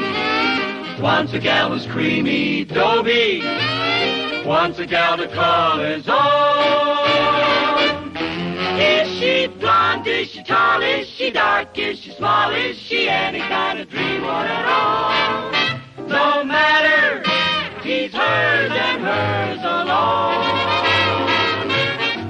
'Cause Dobie has to have a girl to call his own. Once a gal was dreamy, Dobie. Once a gal was creamy, Dobie. Once a gal to call his own. Is she blonde? Is she tall? Is she dark? Is she small? Is she any kind of dreamboat at all? No matter, he's hers and hers alone. Dobie.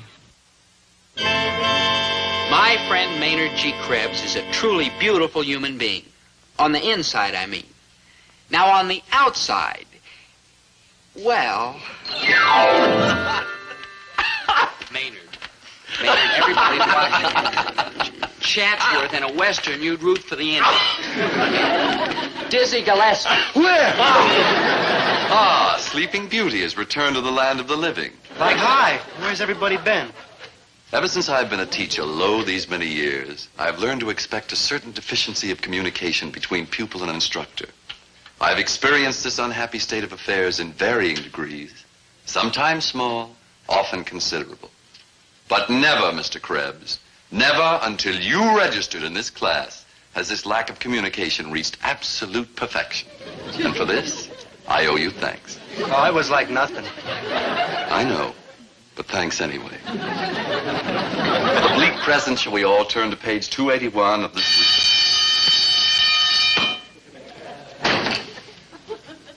Since I am too young to retire, and thanks to you now too shaky to be drafted, I shall see you all tomorrow at this same time.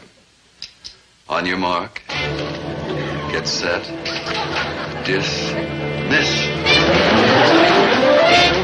Oh, Mr. Osborne. Yes? I want to congratulate you on your excellent term paper. Yes, it was rather smashing, wasn't it? Especially the subject matter. The care and preservation of family fortunes accrued before the outrageous tax boost of 1889. Fascinating. Isn't the word, fascinating. You know, taxation of the aristocracy is the bugaboo of my social circle. And a square circle. Yeah.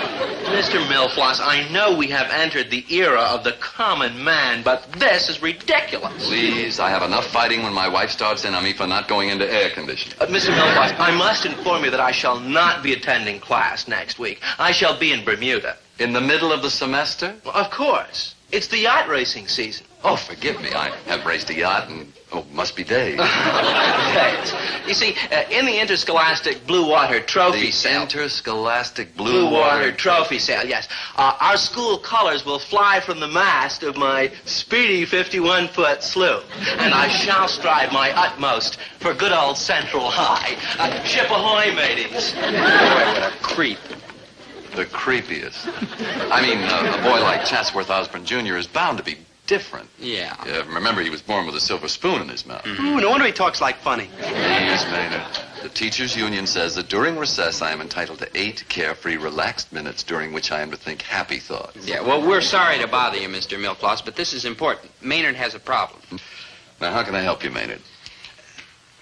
Come on, Dobe. We gotta, make tracks. No, Maynard, no. You have a problem. You can't run away from it. I'm not trying to run away from it. I just wish it had run away from me. Maynard. Now, this sounds serious. It is, Mr. Milfloss. It's a question of Maynard's whole future. Well, that's a question in itself. What's to become of it? You mean whither is he drifting? Yeah. Yeah, like whither. I don't quite understand. This has been Maynard's problem for...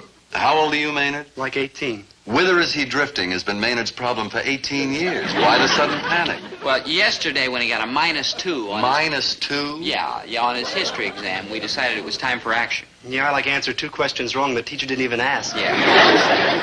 Whither am I drifting? Well, Maynard. Mr. Milfloss, you're a nice man. Thank you. And smart, too. Thank you. For a teacher. I mean, somebody has to save Maynard, and we picked you. Well, those are the breaks. Look, Mr. Milfloss, Maynard isn't hopeless. He has a friendly personality. True. And an upright moral character. True. And a good head on his shoulders. No kidding, Mr. Milfloss. Maynard would really amount to something if we could ever get him moving in the right direction. But he keeps going around in circles. Yeah, I'm like dizzy. Yeah. Maynard, your problem is not unique. Many young men these days find themselves in your shoes. Mm-hmm. Yeah. In the same situation. They lack a goal in life. Maynard, what Mr. Milfloss means is, does anybody depend on you? I got 4 goldfish. Do any people depend on you? Yeah. Dobie? No, I kind of depend on him. Yeah. Anybody else? Like nobody. You take it from me, Maynard. If somebody depended on you, counted on you, looked up to you, you'd soon find that your life would take on purpose and direction. I gotta get some more goldfish. No, what you need is a girl. A girl? Sure, Maynard. It happens to everybody. Oh, no, I'm scared of chicks, Dobe. Oh, now in the that's movies, silly. they eat all my popcorn. They run ahead of me through doors. And in the girls' gym, they giggle about me. Don't worry, Maynard. Someday you'll find a girl who really needs you, and then you'll forget all about your little problems. Yeah. Where am I gonna find a chick that, needs me? I mean, don't it have to be somebody I'm better than? Well, All right, so Maynard needs somebody who needs him. But who? Or what? And why? Nope, it's a sad but true question. Who needs him? Like who needs me? Maynard, stop running yourself down. Name one person who needs me. Well? Just a minute, I'm thinking. See? I'm lost. Doomed. You've always got me. Yeah, I'm lost. Doomed. Thanks a lot.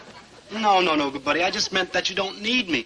If I was to flake off someplace, you'd keep swinging and never even know it was gone. I'm lost. Doomed. Maynard, cut that out. Of course I'd miss you if you went away. I depend on you to talk to and... Dobe, clue me on how much you missed me if I wasn't here. Dobe. Daddy? My name's Dobie Gillis. You're a vision of loveliness. Pardon, mais je ne comprends rien. Huh? Est-ce qu'il n'y a personne qui parle français? Il me faut aller au bureau du principal. Oh, German girl, huh? Aidez-moi, s'il vous plaît. Je suis étrangère ici et il me faut aller au bureau du principal immédiatement.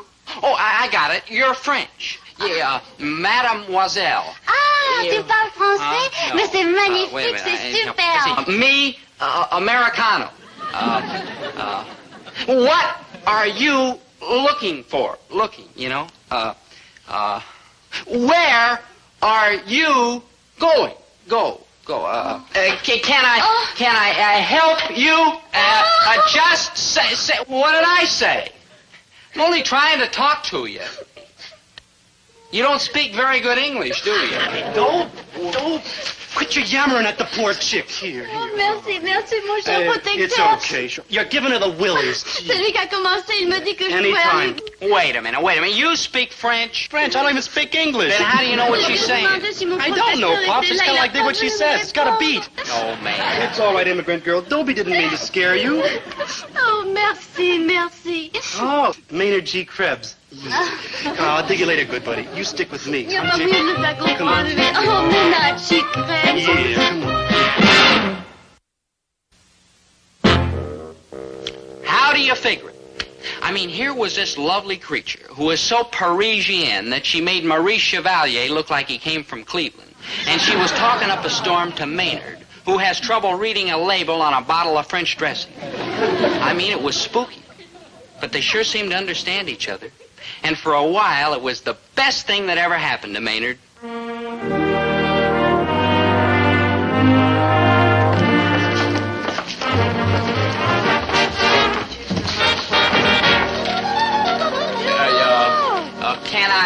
help you, mademoiselle? Je ne comprends pas, monsieur. Je ne comprends pas du tout ce que vous dites. Would you like a seat? Huh? Écoute, vous voulez pas m'aider? Je suis si malheureuse parce que je n'arrive pas à comprendre l'américain. Never fear. Maynard's here. Vous voyez, mon père m'a demandé de venir ici, mais je ne comprends personne. Oh, Maynard G. Krebs, tu es magnifique, si gentil. Yeah, likewise.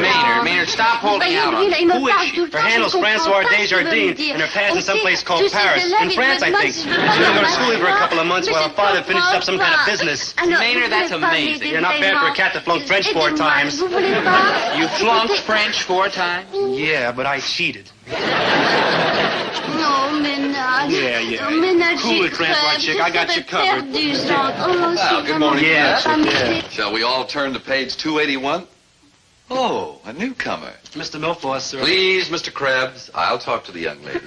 Have you filled out your registration papers, miss? Mr. Milfoss likes... Down, boy, down. Pourquoi parlez-vous comme ça, mon cher Maynard G. Krebs? Vous êtes un mauvais homme, pas sympathique. Vraiment, alors il est le plus gentil de vos élèves ici. Mr. Krebs, et vous le traitez comme un étranger. Maybe I better, et let qu'est-ce que you c'est que ces handle manières? it. Like, yes, sir. Cet homme, il est pourtant bien gentil avec moi. Vous êtes un drôle de professeur, voilà.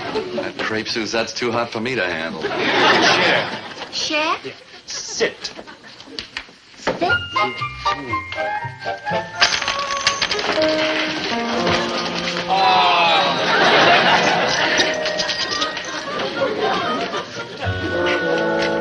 Pencil. Pencil? Like paper. Paper? Yeah. Mr. Milfoss, we're like ready. Maybe a long time before I am. He's like a teacher. Teacher? Mr. Milfoss? Yes, Mr. Gillis? This is Maynard G. Krebs. He's like a friend of mine. I'm so happy for you both. Maynard was on clouds 9 through 109 inclusive. He'd finally found somebody who needed him, and it was turning him into a man. It was beautiful.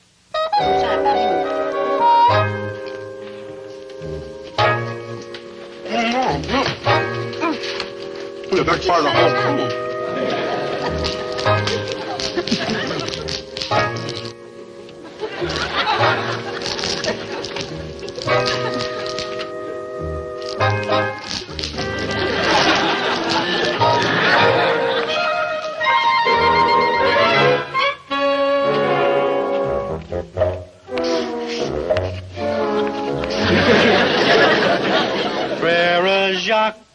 Frère Jacques, dormez-vous, dormez-vous. Oh, mais c'est très bien, c'est très très bien. Now you do the one I taught you in English. Yeah, like cool.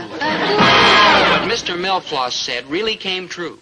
Now that Maynard had somebody who needed him and looked up to him, he knew whither he was drifting. Right away, his grades started to get better. They were rapidly rising to a D average. And then, disaster. Hi-ho, gang. Home is the sailor, home from the sea. Hello, Mr. Milfoss. Welcome home, Mr. Osborne. How did you make out at the yacht race? 2 firsts and a second. Oh, congratulations. Here, our school colors. They flew from the mast of my speedy 51-foot sloop. I would have had a clean sweep except for some beastly trouble with the lightning foretop jibsail. Those lightning foretop jibsails will get you every time. Well. What have we here? Je m'assieds ici parce qu'on m'a dit que c'est une chaise inoccupée. Hoist your bilge from and vague off, Chatsworth. You don't like dig your lingo. Oh, not your lingo, perhaps, mon enfant. But Mumsy and I have not been wintering in the Riviera just for the pâté de foie gras, you know.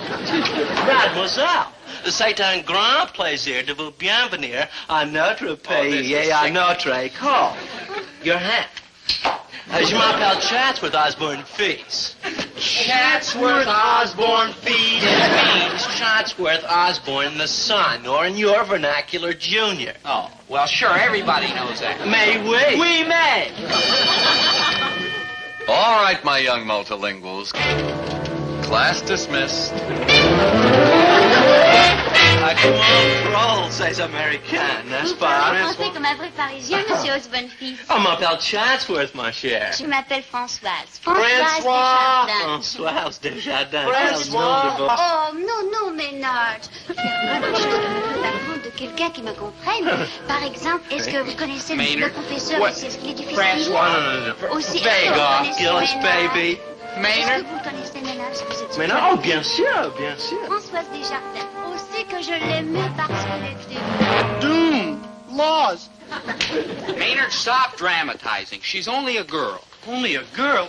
The only girl I ever liked look on like a girl. I'm lost. Doomed. This really hit you, didn't it? Right in the heart. Here, Maynard. That's okay. Maynard, you're not going to lose, Francois. That Chatsworth Osborne thief. She went for you once. Yeah, only the old feast barreled in. But Jim, she can like talk. You talked to her. No, we like Doug. We didn't like talk. Well, that proves your two hearts beating as one. Maynard, love can overcome any obstacle. Not all them parley-voos and silver plates. Yeah, leap over the language barrier. Appeal to her as a man. Me? Dobe, you gotta be Josh. No, Maynard, we're going to give you a complete overhaul. You're as good as Chatsworth any day. First, some new clothes. What's wrong with these? Might be tougher than I thought.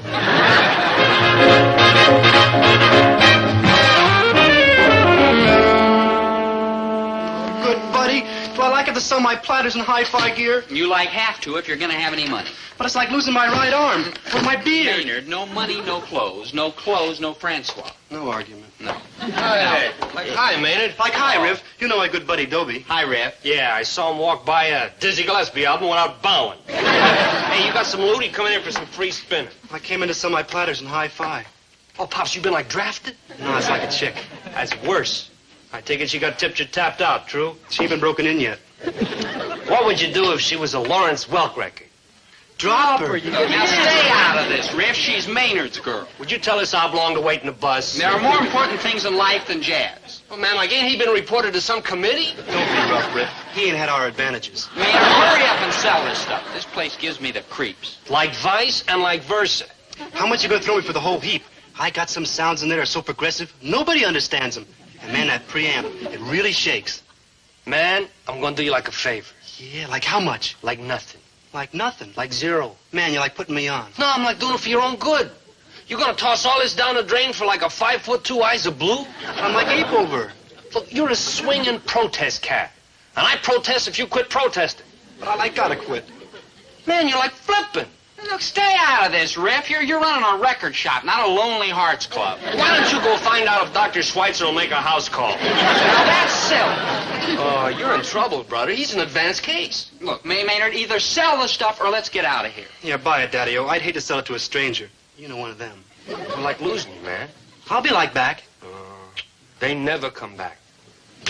Like, farewell, Maynard. What do you got? I got 5 Thelonious Monk albums. Thelonious Monk? That's like the kid selling Lassie. 2 Miles Davis, 2 Cal Jaded, 2 Ahmed Jamal. Hold it. What's this doing in there? Sal Mineo recites Alice in Wonderland? One of my mothers. Your mother?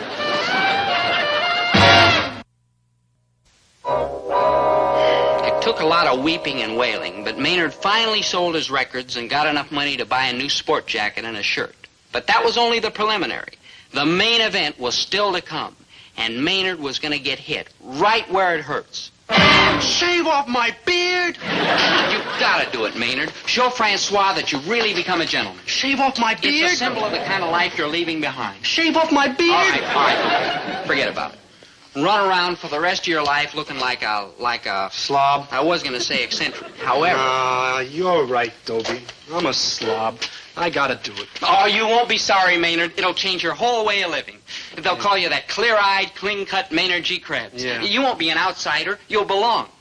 Shave off my beard? Shave off his beard? Oh, sure. Yeah, bring him over in a half hour. Okay. Maynard Krebs. They want me to shave off his beard. Maynard Krebs? I gotta tell my kid. This is like seeing Haley's Comet.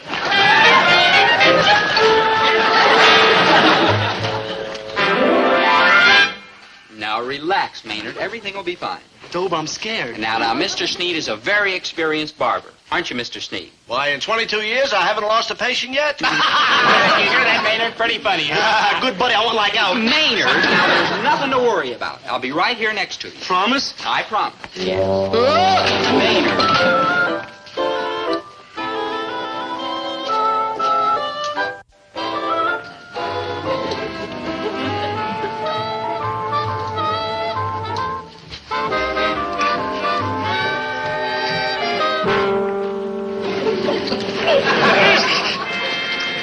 Maynard, I'm right here.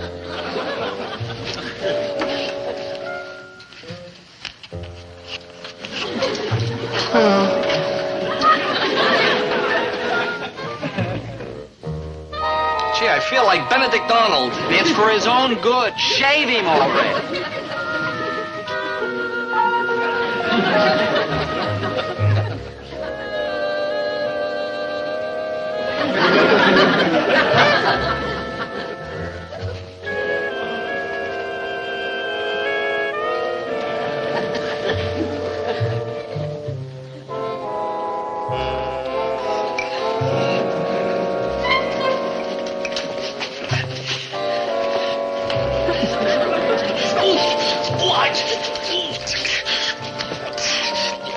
That's not burning him, is it? Oh, no. Thank goodness he just fainted.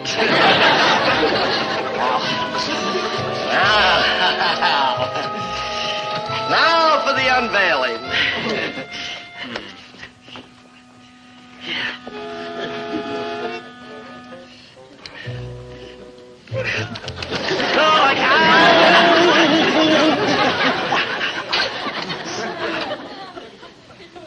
Job?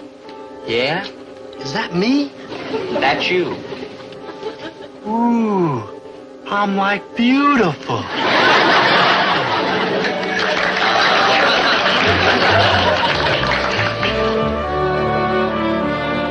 Hi, Mr. Milflaws. Hi, Mr. Milflaws. Like who? It's me, Maynard. You're kidding. No, sir. It's him, all right. Ah, mademoiselle. Maynard, c'est toi? Maynard G. Krebs. For you, mon cher Francois.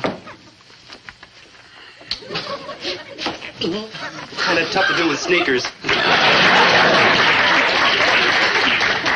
Qu'as-tu fait, lui, Francois, là? you dropped your flowers. Francois, you dropped your... Dites-moi, quand vous étiez à Paris, I'll où pick them up êtes-vous for you, resté? Francois. À l'hôtel moderne sur la place de la République. Here's your flowers, Oh, Francois. mon hôtel favori est sur la place de la François. Concorde. Oh, mon Vous hôtel connaissez? favori, moi, il est sur la place de la Concorde. Mais je connais votre hôtel aussi, je suis You don't want my très flowers. Je connais cet hôtel-là. I got no girl. Petit I got no beard. pour les étudiants. Oui, c'est ça. Moi, quand vous étiez ici à Paris, Maynard. François. Maynard, can you get along without us, Mr. Milflaws? I'd certainly like to try. I'm like lost. Doomed. Doomed. Lost. Maynard, we're not going through that again. She like hates me. She looked right through me like I was indivisible. Maynard, that's invisible. Yeah, invisible. I know you're suffering, but you've just got to be brave. How can I? I'm like naked. Maynard, I'll make it up to you. Yeah, let's go over to the malt shop. I'll treat. How about the movies? They're showing a great double feature. The Monster That Devoured Cleveland and The Son of the Monster That Devoured Cleveland. Maynard, remember, it's better to have loved and lost than never to have loved at all. Ask me, I know. Uh-oh. Chatsworth is pretty mean to come down here just so you can rub it in. Unfortunately, chap, that's not why we're here at all. Parlez maintenant. Attends, ma chère. You can't know how this pains me, but Francoise wants me to give you a message. Like a message? I don't want to do it, but we members of the aristocracy have a certain obligation to our social inferiors. Noblesse oblige, they call it. Go on already. Well, she wants me to tell you that tu insistes. J'insiste. J'insiste. Go Dites-lui ahead. que je l'aimais parce qu'il était bon et aussi que je vous parlais parce que j'avais tellement envie de parler le français. Françoise wants me to tell you that the only reason she ever paid any attention to me was because she was dying to speak French with someone, anyone. Oh, how degrading. Aussi que je l'aimais parce qu'il était tellement bon. Also because you were good. Like truth. Et chante Unkind. Like truth. avec un cœur d'or. Like truth. Wait, Krebs, baby. I didn't even translate it yet. Joe, I dig what she says. Mais il a changé, il porte de nouveaux habillements et il acte comme un garçon différent. She liked me the way I used to be with my beard and my sweatshirt. Le garçon que je vois maintenant, il n'est pas le vrai Maynard G. Krebs. She says The way I am now is not the real Maynard G. Krebs. La trou, la trou. You haven't lost her, Maynard. She just wants you the way you used to be. Yeah. My sweatshirt. Oui, oui. Yeah, my beard. Oui. And Francois. Man, that's living. Vive le Maynard. Vive le Dobie. Vive la France. Vive the Eiffel Tower.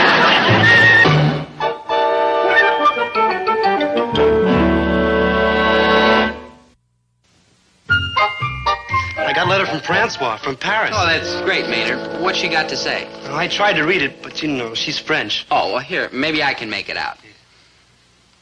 You, couldn't read this. Not a word. It's written in English. Hey, like, how about that? What's it say?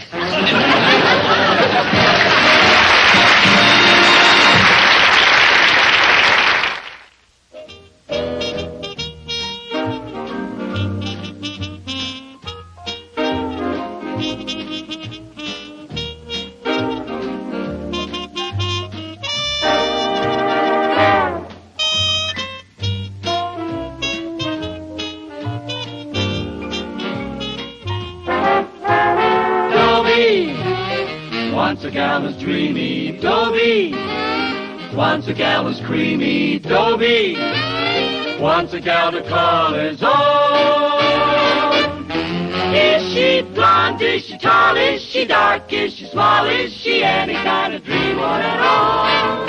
No matter, he's hers and hers alone.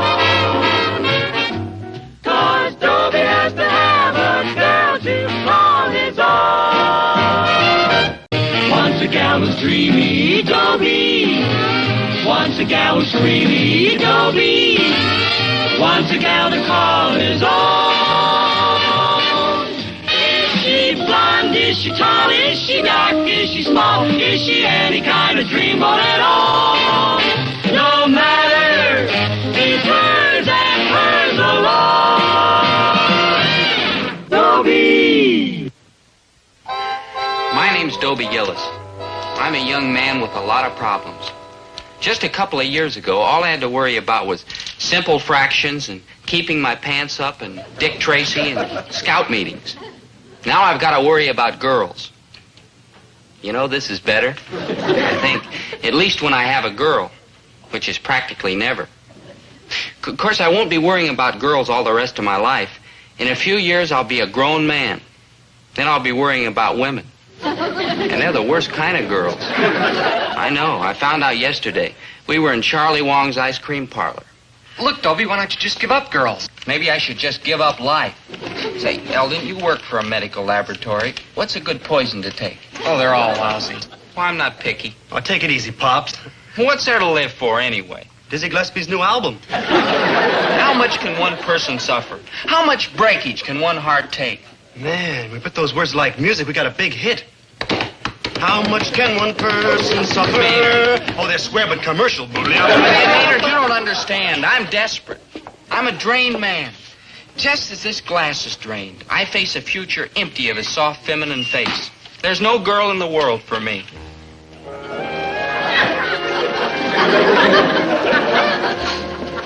Who's she? Man, that's a cool tune. Doc Simpson's nurse, Valerie Brown.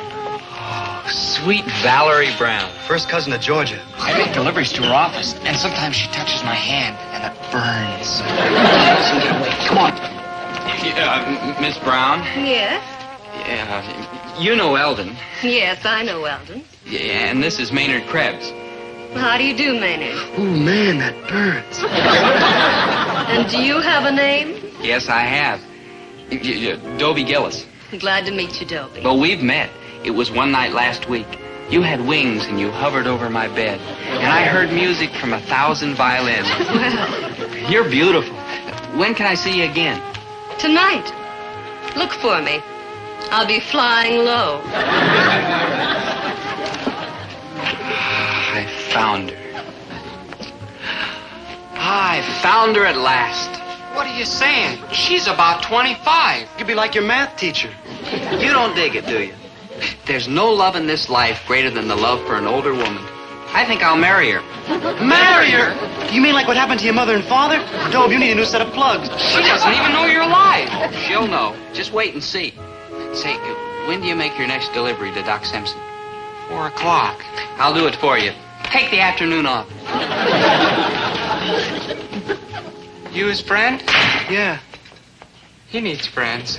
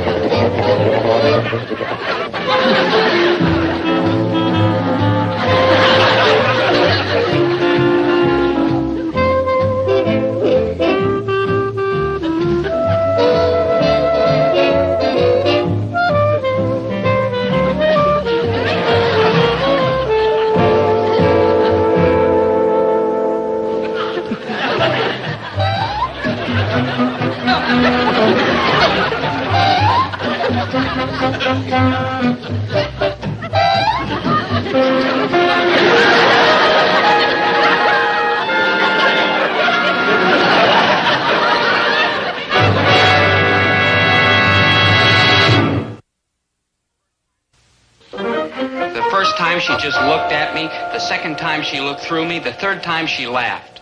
I think I'll die. Oh, she was like too old for you anyway. She was mature. Hey, let's go to a movie. When she smiled, she warmed you from the light in her eyes. I think they're playing The Monster Who Devoured Cleveland. She looked at me, my soul was seared to a nice golden brown. The second feature is Space Accountant. And the sad, hard fact is I made no impression on her. Third feature is Gone with the Wind. I tried everything in the book. The fourth feature... Everything but dropping dead at her feet. The fourth feature is... I've got it. Maynard, I've got it. Hit me square between the eyes. Why didn't I think of that before? What? Sympathy. That's the fourth feature, Tea and Sympathy. Cool, healing hands on a fevered brow.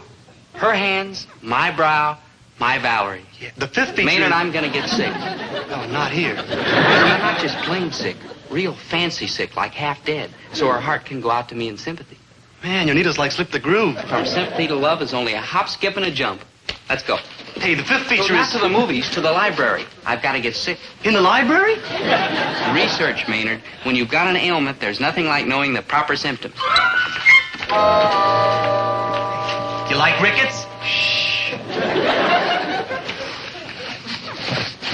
You like rickets? That's for babies. Hey, Maynard, listen to this. Hyperclinitis. Buzzing in the ears, spots before the eyes, pressure around the throat. Yeah, I get like the same thing from wearing a collar and a tie. Yeah, too common. I don't think this is going to work good, buddy. You can't, like, have your sickness and romance, too. I'm serious, Maynard. Now get with it. Hey, let's go to a movie. No. Maybe they got, like, a sick picture. Stop it, will you? Look, Big Daddy, I'm beginning not to feel good from all this sick talk.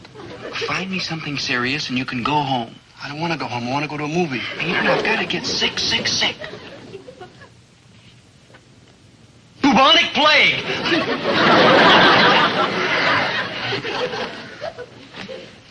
Bubonic plague, man, that's got a beat. I couldn't come down with that. Why not? It's for bubons.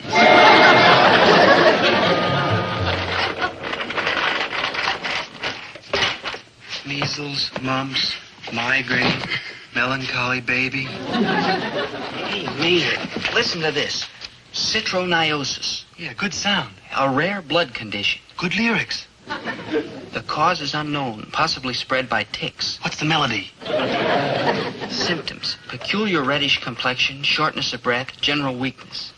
Peculiar reddish complexion. I like it. Maynard, I think I found me an ailment. Congratulations. When are you like going to come down with it? First thing tomorrow morning, right before breakfast. Yeah, only one thing bugs me. How are you going to fool the doctor? Look, Maynard, when you've got a pain in your side, how does the doctor know you have it? Radar? Everything which is in here, I've got. Yeah? Shortness of breath? General weakness? Spasm in the stomach muscles? Facial twitch? Nausea? Any more? You don't need it anymore. You're very sick. Can you see Valerie holding me close and saying, poor, poor boy, my darling, hurry and get well. Come on, let's get out of here. I want to practice my symptoms.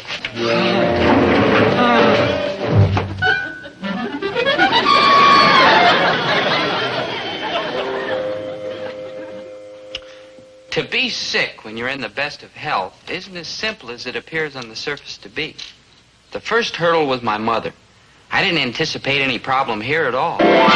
Nonsense. You're a fine, strapping, healthy, red-blooded, all-American boy. Then my dad came over, and he wanted to know what was wrong. I told him I thought I was coming down with something, and there was a worried look on his face. Yes, boy, I'm worried. Because you're sick, son. Good and sick. And there's only one cure for what you got, sweat. Now, you can work up a sweat in one of two ways. Number one, you can drag that lazy body of yours into the back room and start unpacking that load of canned goods that's been sitting there for over a week. Or, number two, you can start running. But no matter how fast or how far you run, I'm going to catch you, boy, because this time you're not going to wriggle out of it. He didn't believe me. I knew right then and there I had to play it cool. Real cool. I unpacked the 12 cases of canned peas, Dad. I swept out the storeroom, scrubbed out the cooler, filled the outgoing orders, lined up the empties, threw out the no deposit, no returns that were returned, canned the eggs, and washed the truck. What's next? Our boy is sick. There's nothing, Dad. Just a shortness of breath, general weakness, dizzy spells. Here, take this and go over and see Doc Simpson. Oh, gee, thanks, Dad. Oh, my. And he was such a fine, strapping, healthy... Winnie, there's nothing wrong with him physically. It's up here. What's the matter with him up there? How do I know? What am I, a psychiatrist? All I know is that he did the work of 10 men this morning, and any time Dobie works, there must be something wrong with him. Well, there doesn't seem to be anything wrong with you, Dobie. You're a fine, strapping, there must healthy... be. I get a shortness of breath, general weakness, dizzy spells, a spasm in my stomach muscles. You keep saying that. You believe me, don't you? Of course I do. Do you believe me, Doc? Well, frankly, no, but let's take a blood test. A blood test? What for? Well, very often when we can't find anything clinically, the chemistry of the blood will tell us a story. Why listen to my blood when you can hear it from me? Feel better, Dobie, when we find out from the test that there's nothing wrong with you? Oh, but there is. I get a shortness of breath, general weakness, dizzy spells, spasm in my stomach. Oh, this won't hurt.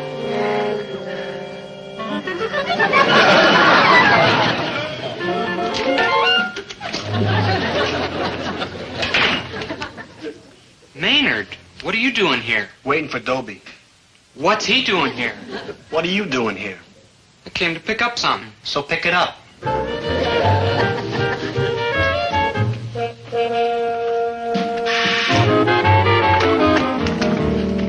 Here, Alvin. Rush this right down to the lab. It's Dobie Gillis's blood.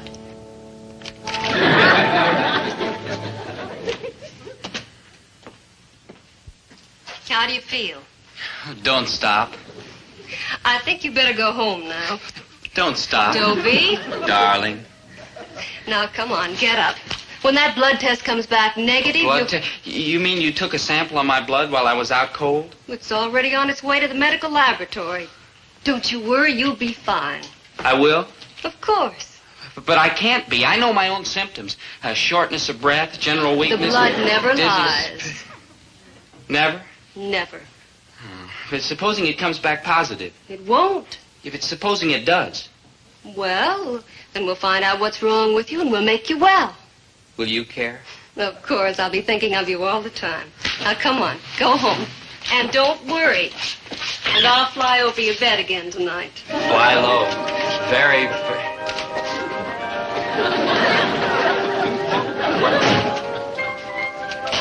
Now what? What? The only thing wrong with that boy is you. Oh. He's got a crush on you. That's why he's here, to be close to you. That's silly. Why should a fine, strapping... Those are the kind who get crushes. Like me, when you walked in here the first time. You mean like me, when I pretended to be sick? And the test was negative. Oh, but I was positive. So was I. Love me? Uh-huh. Will you miss me? The 2 days will be like 2 years.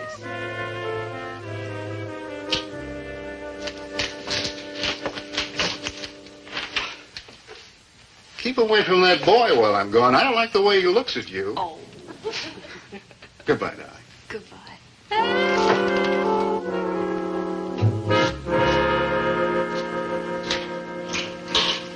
All right, what did the doctor have to say? Nothing. He just took my blood count. How much was it? How much blood or how much money? How much money? How many bloods can you have? You've got one blood just like anybody else. I could have told the doctor that. How much did it cost? Now, don't worry, Dad. He'll send you a bill.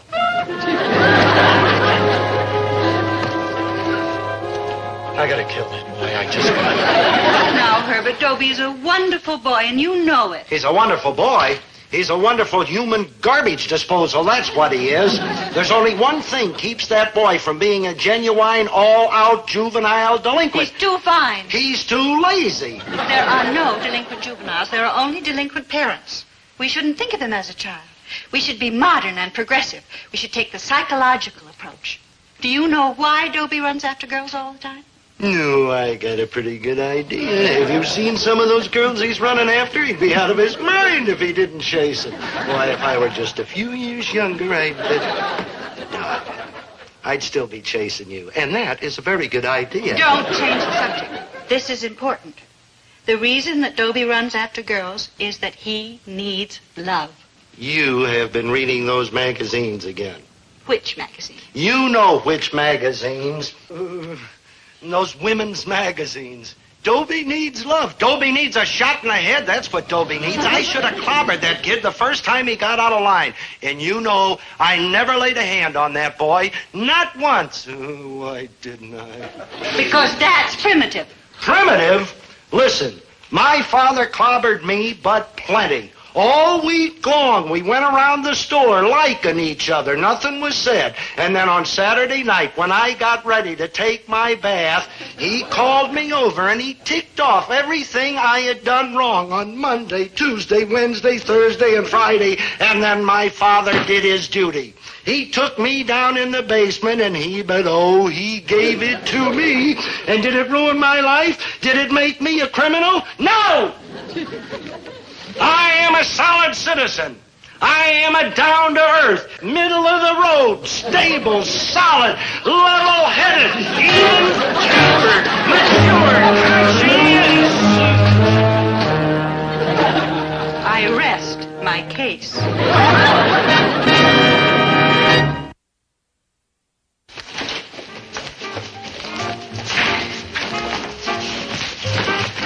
Did you go to the library? Yeah, man. And you got me the dope on citroniosis? Word for word from the book. Man, that's dull reading. 12 million red blood cells per cubic millimeter. Hemoglobin 9 grams. Boy, that sounds serious. Now let's go to a movie. You know, first we gotta get to Eldon before he delivers a report to Doc Simpson. Then we go to a movie. No, then we louse up the report to fit my symptoms. Then we go to a movie. No, then we take my report with all that hemoglobin jazz in it and substitute it in place of the real one. Then we go to a movie? Then we go to a movie. Nah, I saw the picture 3 times. What else you want to do? If we just... Here he comes. Remember, give him the whole double talk. Leave it to me. Hey, what's with you guys? I got deliveries to make. What's so important? Well, sit down and we'll tell you. Man, wait till you hear this. What a blast. You know the Franticus Pratt? When he and the Finance and the Browns got together and I said, who, Eldon? Not Eldon. They said, yeah, Eldon. He would never any time. And what do you think? Yeah, what do you think? What are you saying? Tell him, Maynard, I got a Stravnik on the Lucky Go. I'll be right back. What's he got to do? He's got a Stravnik on the Lucky Go.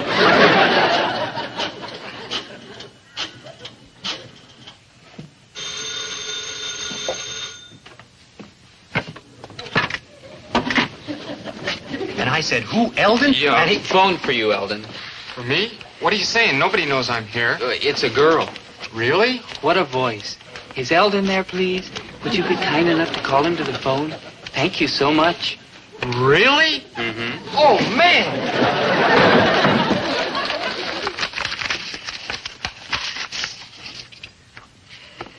Normal. Hello? Hello? Eldon? Yes, this is Eldon. Lucy. Lucy? Lucy who? Lucy Heckendorn. Remember we met on phone that time and we laughed? What's that? Don't tell me you've forgotten like so soon. We had such a truant. And I said, you don't mean that. And you held me tactile all the way. I did? Lucy Heckendorn. H like in heck. I don't remember you, but I certainly would like to. Well, I remember you. You're that tall, handsome Fleminick man, aren't you, with Flacenic hair? Your time is up. Deposit 10 cents for the next 3 minutes, please.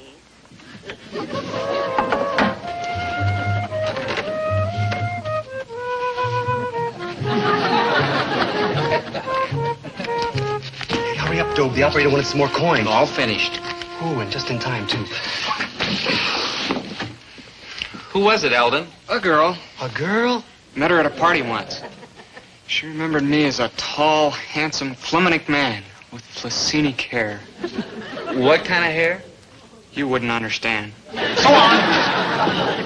Did you fix up the report? All fixed. And how can I thank you enough? Oh, forget it, good buddy. It was Flominick. Dobie Gillis. A fine, strapping, red-blooded... Oh, no. Hemoglobin, 9 grams. That poor boy. Indication of incipient citroniosis.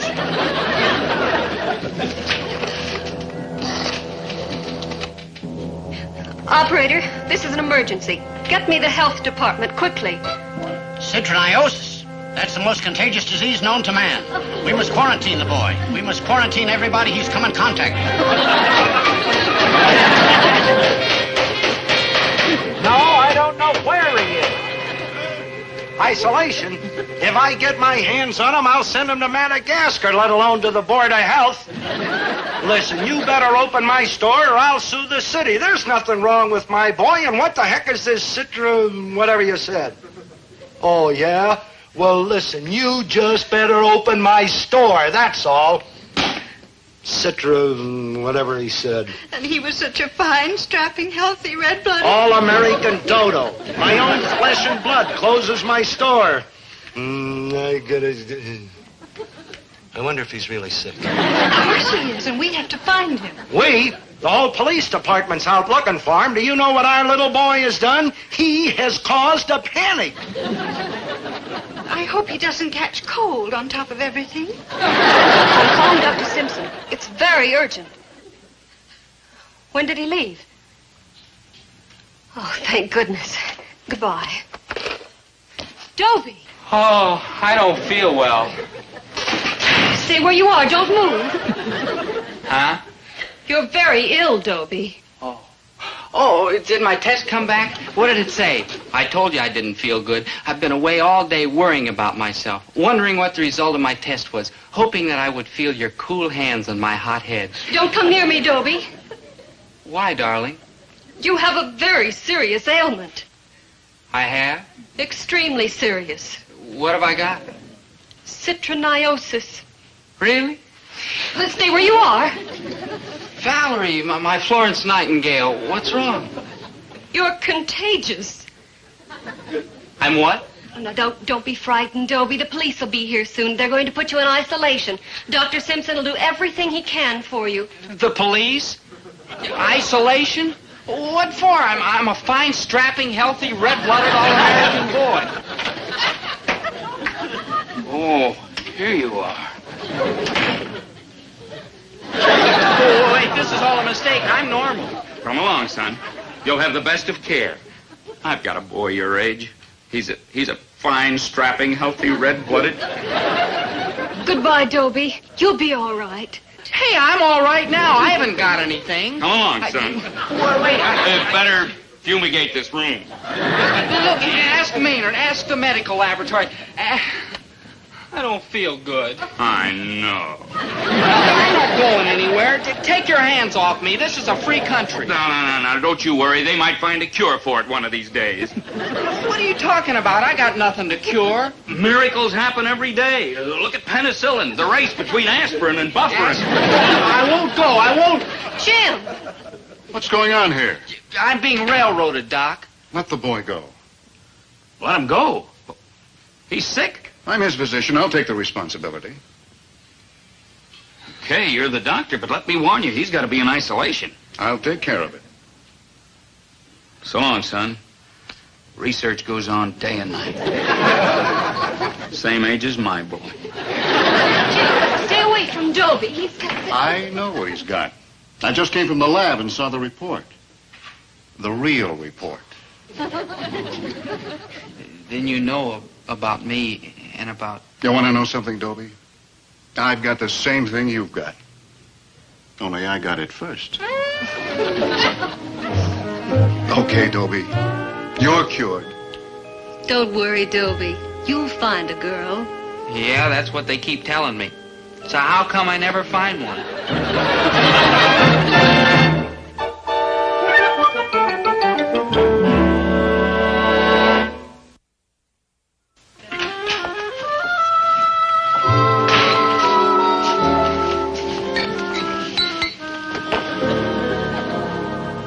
You're on the sauce again, Dobe.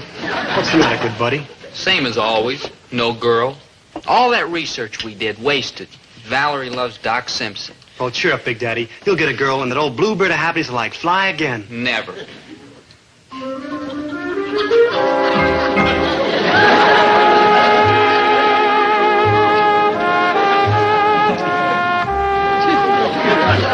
Wow, who's she? Cora Klaus, just got back from boarding school. All of a sudden, the sun is out. Very rich. Her father owns some big business in town. Oh, not Klaus's nursery. Yeah. He sells babies? No, plants, trees, shrubs, stuff like that. Oh. Come on, Maynard. We're going to the library. Again? What for? I want to read up on Japanese beetles.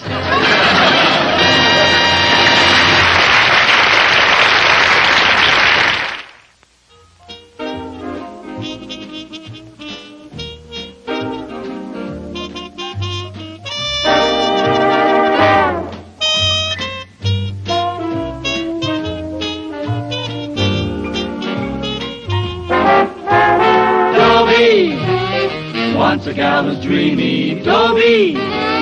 Once a gal was creamy, Dobie. Once a gal to call his own. Is she blonde? Is she tall? Is she dark? Is she small? Is she any kind of dream one at all? No matter, he's hers and hers alone. 'Cause Dobie has to have a girl to call his own. Once a gal was dreamy, Dobie. Once a gal was creamy, Dobie. Once a gal to call his own. Is she blonde? Is she tall? Is she dark? Is she small? Is she any kind of dreamboat at all? No matter, it's hers and hers alone. Dobie.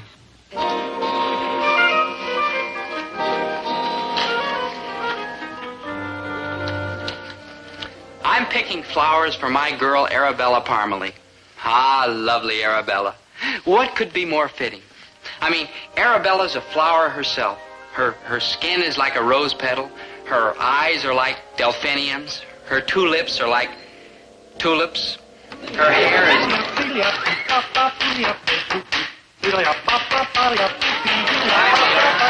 Oh, hi, good buddy. What you like doing? I was like picking flowers. Who's the chick? Her name's Arabella Parmalee, and she loves me. Oh, she's like new in the neighborhood, huh? Maynard, that's not friendly. Oh, I'm sorry, Dope. Here, I'll help you. Oh, good, good. Arabella is a merry, splendid thing. She's the Dope. Yes, my helper? I think we better, like, stop plucking these poppies. No, surely you jest. For the love of my great tawny animal, I may go on picking these delicate buds forever. Oh. Arabella is a Come on, help me, Maynard. You always like flowers. I just kicked it. Dope like Eagles J like the Ops J. I'm going to pick so many I might need a wheelbarrow. Yeah, a fast one, like headed out of town. Maynard, you're worried about something. Yeah, and it's like right behind you. Like right behind me? Yeah. Like hi. Yeah, we want to... Like, I see what you mean. Yeah, good afternoon, officer. How's business? Caught many gangsters lately? Maynard. See this sign? Oh, yeah, yes, we sir. see it. Yeah. Man, what spelling? Yeah. What printing? Maynard. Cool. Read it. Read it? Oh. Well, you see, sir, in this light... Read it, mister, or you'll be the first boy in town to do his homework in solitary confinement. Do not pick the flowers. Congratulations. Thank you. Now you. Well, you see, sir, in this light... All over town, robbers are robbing, murderers are murdering, and some lucky cop is chasing them. But me, I get stuck with a couple of left-headed flower filches. Well, sir, I only picked a few to help my romance. You like romance, aren't you, sir? No, I'm a married man. Honest, officer, we didn't mean any harm. Out! And if I ever catch you defacing city property again, I'll run you in. Oh, yes, yes, All right, halt! Those flowers are city property. Oh, yes, sir. Sorry. Halt! It's against the law to clutter up the park. Yes, sir. Come on, Maynard. Sorry, officer. Yes. Come on. Halt! You can't dump them over there. Yes, sir. Maynard. Oh, sir, please excuse us. We didn't mean it. Like, no. We couldn't help it. But you like so hard to run around. What? No. He just means we wanted to run past you. Yeah, but your big fat stomach kept getting in the way. If I catch you on my beat again, you better have a sneaky lawyer. Hi, Mom. How do I look? Oh, lovely Arabella. Do you think Dobie will like me? Well, let me put it this way, dear. If your father saw you in that dress, he'd lock you in your room. Oh, Dobie will like me. What type of boy is he? Dobie? Well, he's a little hard to describe. Where's he taking you? A walk in the park, I guess. That describes him perfectly. The out-of-money type. He's very polite. I'm sure even Daddy will like him. Does he talk back? Oh, no. Daddy will like him. Boy, did I run into a couple of lame brains yesterday. Arabella, change that dress or I'll lock you in your room. Welcome home, Daddy. Have you ever been in love? I don't mean the shallow kind of love where you feel like you're floating on a cloud. I mean the serious, everlasting kind of love where you feel like you've just eaten something that doesn't agree with you. Well, that's how I felt. Sick. And it was wonderful. Maynard? Oh, hi, good buddy. Hi. You going out with the chick tonight? Yep, to the movies. Can I go along? Well, Maynard, we'd like your company and all that, but when a fella and a girl go to the movies, well, you know how it is. I'll pay my own way. Well, that isn't it, Maynard. Oh, I dig it. Now, look, Maynard, you see them... Go on, have fun. I'll be like all right. Maynard, stop dramatizing. Oh, it's just like when Clark Gable kept running off with Myrna Loy. Spencer Tracy kept being left behind. Maynard. Call me Spencer. What? Now, look, Maynard, you've got to understand. Arabella will never come between us. I mean, love is love, but friendship is entirely different. Like true? Yeah. Now, you see, if a man likes fishing, that doesn't mean he stops liking his wife and children. Oh, you mean if you like Dig Dizzy Gillespie, that don't mean you have to kick Thelonious Monk. Right, Maynard. Yeah, and if you go for hot fudge Sundays, that don't mean you have to give up French fried potatoes. No. Or how about spooky movies? Spooky if you rate for them, that don't mean you have to turn up your nose at widescreen and CinemaScope. Yeah, and take television. Maynard. Who said you like Love Lucy and Sneer at the Millionaire? And beards, mine look swinging on me, but look pretty square, my mother. Maynard, enough! People are watching. Goodness. You'd have to draw me a picture. Well, I'm glad. Frankly, though, you don't credit me for, like, digging these basic precepts. Basic precepts? Yeah, I read that in a box of breakfast cereal. Good buddy. Yes, Maynard? You're going to say hello to me when you meet me on the street, aren't you? Now, look, Maynard, please try to understand. Go on, good buddy. Go on. Don't look back. We'll all go to the movies. Here.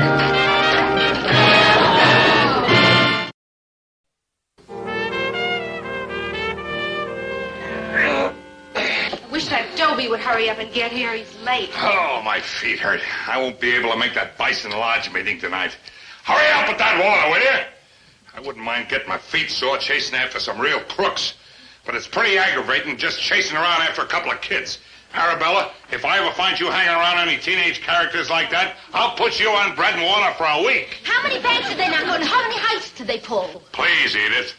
You're making me homesick. Sam, it's your own fault you're not on a beat with this action. You and that violent temper. Temper? Who's got a temper? I'm sweet as sugar. Yeah, what do you think you're doing? The Sam Hill is that? I'll get it. Dad, no. Now, wait a minute. This house is my beat. You go out and patrol the closet until you get your clothes on. Hi, Dobie. Hi, Arabella. You're late. How well I know, Arabella. Each moment away from you is like an eternity. to the fairest of them all. And to the fair sister of the fairest of them all. Oh, you'll go a long way, Yes, boy. But I happen to be her mother. No. I don't know about Daddy, but Mother loves him. Yeah. Mom, this is Dobie Gillis. Charmed. Would you mind if somebody else came along with us to the movies? Oh, that's sweet of you, Dobie, but you two kids run along. No. I mean, Maynard, come on in. This is my friend Maynard G. Krebs. Maynard, this is Mrs. Parmalee and Arabella Parmalee. Hello. Like hi. Mhm. Like hi. Like, how do you do? How do you do? Arabella, I didn't think you'd mind if Maynard came along with us to the movies. He was kind of lonesome. You didn't? No. Yeah, I won't be in the way. I'll even get my own popcorn. Yeah. Well, Oh, like, please, they're showing a real gasser of a movie. The monster that devoured Cleveland. Well, all right. This time. Oh, thank you, You're like a Arabella. real human being, man. Yeah. Maynard. I'm sorry the flowers are so beat up, but I had a little trouble. Oh? A fat cop stepped all over them. Boys, in this house, we do not use the word cop. We prefer law enforcement officer. Oh, well, this big, fat law enforcement officer was taking up the whole part. Yeah, you should have seen him. He looked like 100 pounds of potatoes in a 50-pound sack. Oh, dog, don't you think we better, like, cut out? Oh, no, not yet, Maynard. Boy, was he clumsy. He squashed the daylights out of the flowers. He was built for a lot of squash. Dog, we gotta go. In a minute, Maynard, in a minute. Sometimes I wonder why these fat cops, fat law enforcement officers. Good buddy, the monster's gonna have Cleveland half devoured. Come on. Maynard, you're worried about something again. Yeah, and he's, like, right behind you. Like right behind me? Like, hi. Like I see what you mean. Good evening, how's business? Caught many gangsters lately? Yeah. What are these criminal types doing here? They're Dobie Gillis and Maynard Krebs. Yeah. Do you know them, Daddy? They're the flower manglers. Pleased to meet you, sir. Like, likewise. Yeah. They're friends of mine. Well, from now on, so are bread and water. Out! You, sir. And on the double! Come on, Dope. He's bigger than both of us. Yes, Don't fight he it. Hold it, mister. Do you want to go out with Arabella? No, ma'am. Maynard, she means me. Yes, more than anything in the world. Arabella, do you want to go out with Dobie? Oh, I certainly do. Then go and don't let anybody stop you. Watch it, Edith. I'll run you in for interfering with an officer. Arabella's old enough to pick her own friends. And besides, what did Dobie do that was so bad? He only picked flowers in open defiance of a do not pick the flowers sign. Now there's a real public enemy. His whole attitude is miserable. Besides that, he's stubborn and uncooperative. But, sir, look. Quiet! Who asked you? Besides, look at that dangerous-looking joker he hangs around with. Hands off, Maynard. I'm through letting you ruin our children's lives. Yes, look what happened to Abigail. Don't mention your sister's name in my presence again. She's got to. We'll never find out what happened to Abigail. You had to order her to stop seeing that jockey. And 3 days later, we got a wedding announcement from Santa Anita. Abigail takes after your side of the family. You can't force children to do anything. Good night, kids, and have a good time. Be back by 10 and don't park in front of the house. Be back at 11 and enjoy yourself. Thanks, Mom. Thank You're all heart, man.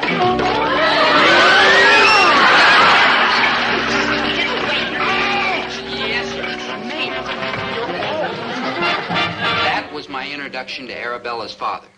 It wasn't exactly what you'd call the beginning of a beautiful friendship. But I wasn't worried. You see, Mr. Parmalee's a father, and I'm an authority on the care and handling of fathers. I gotta kill that boy. I just got it. You mean Dobie isn't up yet? Oh, certainly not. It's barely 11 o'clock and there's work to be done. Herbert, the boy is entitled to his rest. He was up very late last night. Oh, if he stays in bed, he's entitled to his rest. If I stay in bed, I'm a bum. Herbert, nobody ever said you were a bum. And nobody ever said I was not the father of a bum. Good morning, good morning, good morning. My, what a beautiful, beautiful day. Good morning, Oh, dear. I'm sorry, but did all the noise we were making down here while we were, if you will pardon the expression, working, wake you? Yeah, but I had to get up anyhow. I have a date. Oh, Dad, would you mind? No. I didn't even finish the question. Go right ahead. Finish it. The answer will still be the same. No? Yes. You said yes. I said yes. The answer is no. Dad, I have to have a few dollars so I can go out and mingle. Oh, by all means, son. Go, mingle. How would it seem if your mother and I, standing here in the midst of the lettuces and the tomatoes and the cabbages and the pickled kumquats, could not look the world square in the face and say, our son is out mingling? Dad, that's not fair. If I don't get out and mingle, I'll never meet the right girl, and I'll never get married, and I'll have to live here with you and Mom the rest of my life. The rest of your life? Yeah. Thanks, Dad. Thanks very much. Mingle. Mingle. And, Dad, it's good to know that there's still an area of communication between us, however faint. Too true, too true. Back to work. Someday I must explain the meaning of the word to that boy. Work, I could explain from now till doomsday. He thinks it's a foreign language or from outer space or something. No, outer space, he'd understand. Oh, good morning, officer. How do you do? Nice place you have here. We like it here. Have an apple. It'll save you the trouble of pinching it later on. Oh, that's not why I came in. I'm new here, and I like to get acquainted with the people on my beat. My name's Parmalee. Oh, Gillis, Herbert T. This is Mrs. Gillis. Pleased to meet you. I understand you have a son. He didn't do it. Oh, he's not in trouble. Naturally not. No, I was just curious about him. You see, he's been going out with my daughter. Oh, well, those are the breaks. How nice. Yeah, and I want it to stop.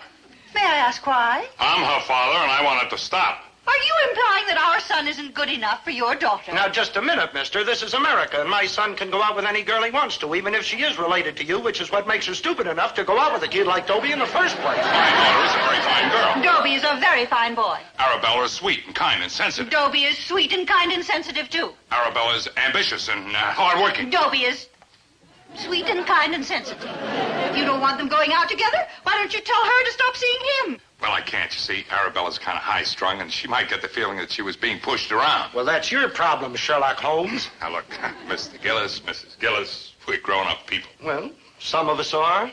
We have to face the situation that our children were not meant for each other. That's for them to decide. Then you're not going to stop Dobie from seeing Arabella? My answer is a positively negative no. Well spoken, Herbert. All right. But you haven't heard the end of this. Sour. Herbert, he can't do anything, can he? No, he cares. I wonder how he's going to do it. Did you have a nice time, Arabella? Well, frankly, Dobie. What's wrong? Didn't you like the roller skating? Oh, I enjoyed that a lot. Well, maybe it was the hamburgers. No, they were delicious. Well, didn't you like going there in my father's truck? Oh, I liked that. Well, then what's the matter? Him. Dobie, help me take off my skates, please, huh?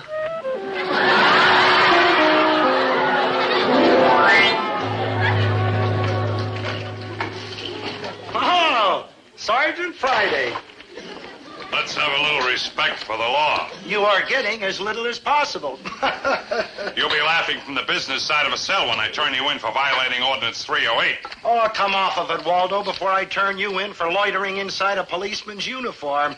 That newspaper stand is blocking the sidewalk in violation of Ordinance 308. That newspaper stand was out there when I bought the store. All right, you got your choice. $10 or 10 days in jail on those matches. Ordinance 134 says you got to keep them out of the reach of children. Those matches are 5 feet off the floor. Not high enough. Kids are getting taller these days. Now you listen to me, Parmalee. Now you listen to me, Gillis. Where's that barrel of sand? What barrel of sand? The law requires that you have a barrel of sand inside the front door so that you can put it on the sidewalk in case of snow. Snows? To keep the people from falling down. Snow? Ordinance 253. Snow?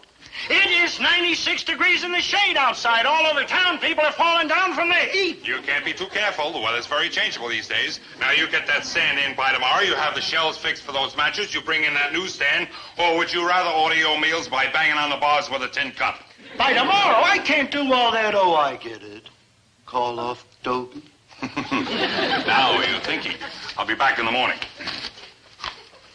Better. What's the matter, dear? Something wrong? I'm thinking. Oh, dear. Thinking about Alfred. Alfred? Yes, your cousin Alfred, who used to live with us and eat his weight every day until I threw him out on his big fat head. What about him? Didn't he try to get on the police force? Yes, but he didn't pass his exam. Mm-hmm. Whatever happened to his police officer's manual? I think it's in the closet. Why? Would you mind getting it for me, Winnie Pooh? Why, what do you want it for? There is more than one way to skin a cop. There's more than one way to skin a Gillis. What's a Gillis? Top secret. Sam, I haven't seen you so excited since the old days of the McDougal mob. Yep, the old war horse is back in harness. Got to take a flock of these citation books. Edith, Today, I am loaded for groceries.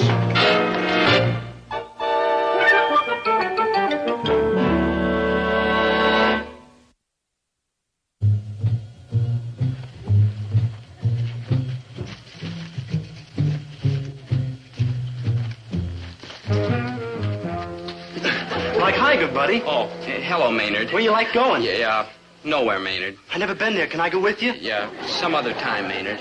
Oh, you're going out with her again, huh?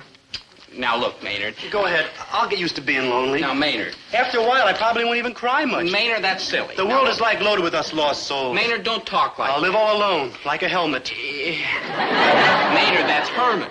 Yeah, Herman. Now, listen to me, Maynard. Maynard the Hermit, they'll call me. Maynard, look, why don't you I'll live come along along the with woods and eat Arabella like and me? roots and berries. Look, we'll have the a animals lot will of fun. come my Come friends. on, Maynard. Please I'll come build my with house me. in a tree. Maynard. Or maybe a Maynard, cave. they're not even listening to me. Okay, I'll go with you and Arabella. Oh, good. Thank you, Maynard. Maynard. You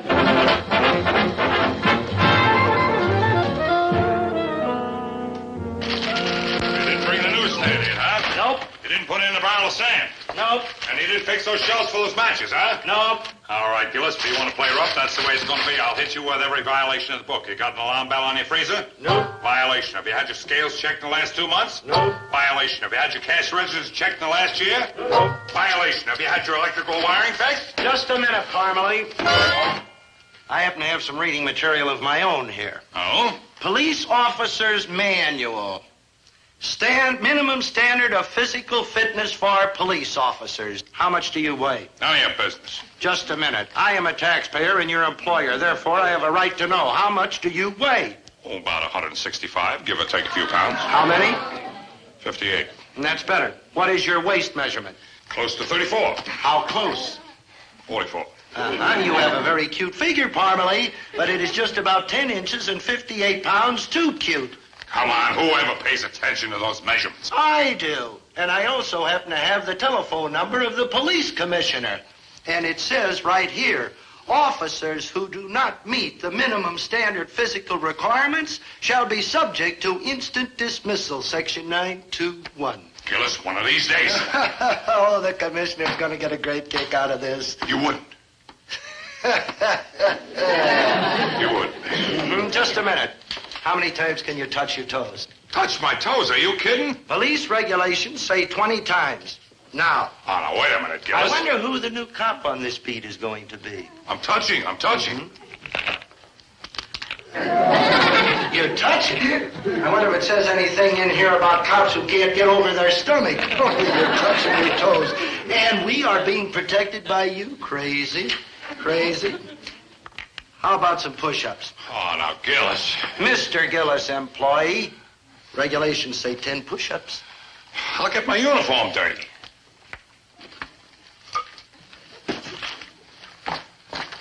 Be my guest.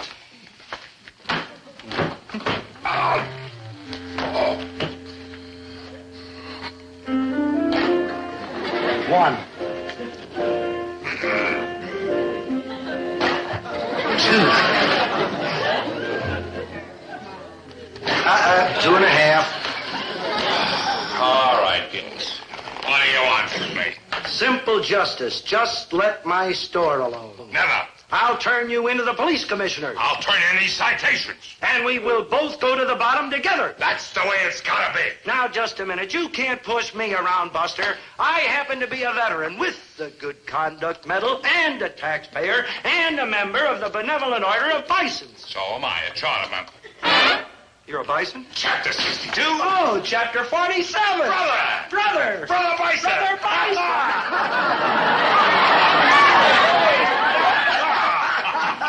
Say, Brother Parmalee. Sam. Call me Sam. Okay, Brother Sam. All right, Brother Herb. How many verses of the Bison song do you happen to know? Oh, about 23. Shall we take it from the top? I'm with you. The benevolent order of bison, brothers one and all. We're the cake and we're the icing, winter, spring, and fall. The benevolent order of bison, stick through thin and thick. We are better than streptomycin. We're a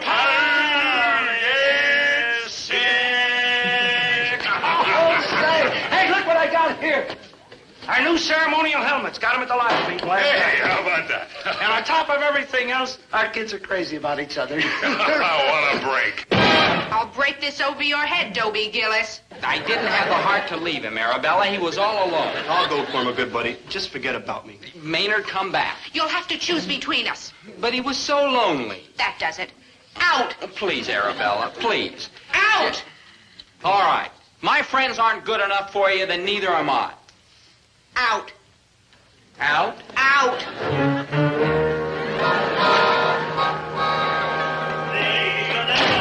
Order of bison, boys the colors high. We said it once, we'll say it twice, and say it till we die.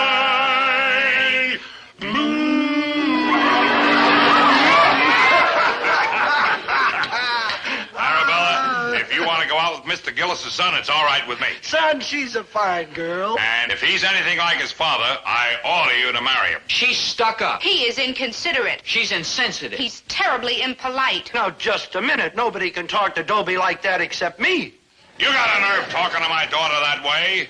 He can talk any way he wants. Says who? Says me. Oh, yeah? Now listen, Sam. Officer Parmalee to you. Herbert T. Gillis, taxpayer to you, and suck in that overstuffed stomach of yours. Oh, yeah? Are you going to put out that barrel of sand? No. Are you going to have those shells made for those matches? No. Are you going to have your cash register checked? No. Are you going to put an alarm bell on your freezer? No. Are you going to...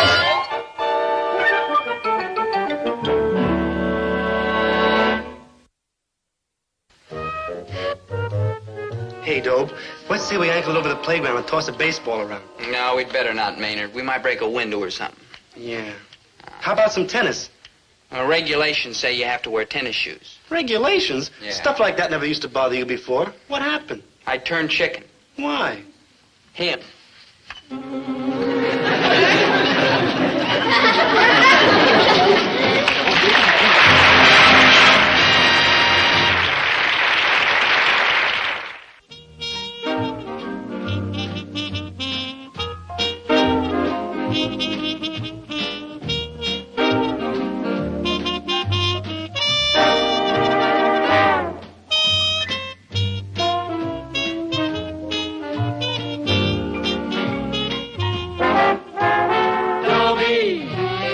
Once a gal is dreamy, Dobie. Once a gal is creamy, Dobie.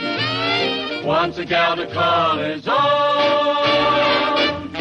Is she blonde? Is she tall? Is she dark? Is she small? Is she any kind of dream one at all? No matter, he's hers and hers alone. 'Cause Dobie has to have a girl to call his own. Sari sari কেন? আমি কি তোরে কিছু দিতে পারি না? এমনি করে টাকা খরচ করলে টাকা জমাইবা কেমনে? দূর, একটা শাড়ির আর কতই দাম। শাড়িটা কিন্তু সুন্দর আছে। আচ্ছা, একটু পরে দেখা না। আরেকদিন পরবো। কি কস? পর না, তোরা অনেকদিন শাড়িতে দেখি না। রাবেয়া, রাবেয়া, খুলতেছি।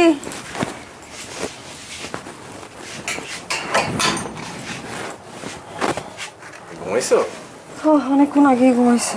বাজার। মা, এত বাজার কেন আনছো? না, এত বাজার কই? ঘরে একটা নতুন মানুষ আসতেছে না, ওর জন্য খাওয়ান দরকার আছে না। রাক্ষসের মতো খাইবো তো সবাই, এত বাজার করে লইছো। আরে না, রাক্ষসের কিছু নেই। যাও, বাজারটা রাখ।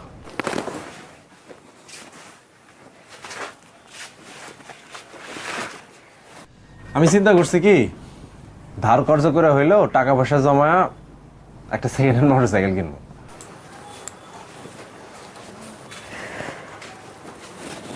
মোটরসাইকেল কেন? আরে ভাড়ায় গাড়ি চালা খুব একটা লাভ হয় না, এদিকে তেলের দাম বাড়তি, তারপরে যে চাকরিটা করি সেখানে তো টাকা পয়সা খুব বেশি দেয় না। ঘরে একটা নতুন মানুষ এসেছে, আমি যদি এই চাকরিটা ছাইরা যদি বাইক রাইড সারাদিন করি তখন কিছু টাকা আসবো, ভালো হবো না? দেখো, যত যাই কও, চাকরির কিন্তু একটা নিশ্চিত ইনকাম আছে, সেটা কমই হোক। চাকরিটা ছেড়ে দেয় কি ঠিক হইব? তাও ঠিক, কিন্তু এই যে ঘরে একটা নতুন মানুষ এসেছে, একটু নতুন করে চিন্তা করতে হবে না? টাকা পয়সা লাগবে তো। জানি না, সেটা করো ভাইবে চিন্তা কইরো। আচ্ছা তুমি অত চিন্তা করো না, এটা তো এখনই কিনতেছি না, টাকা জমাতেও তো একটা সময় লাগবে, তাও ধরো 6-7 মাস তো লাগবেই। তারপরে রফিকরে কইছি যে যখন মোটরসাইকেল কিনবো তখন কিছু টাকা ধার দিতে, ও রাজি হয়েছে, মিলাজুলা একটা কিছু হইব। আচ্ছা বাদ দাও, এই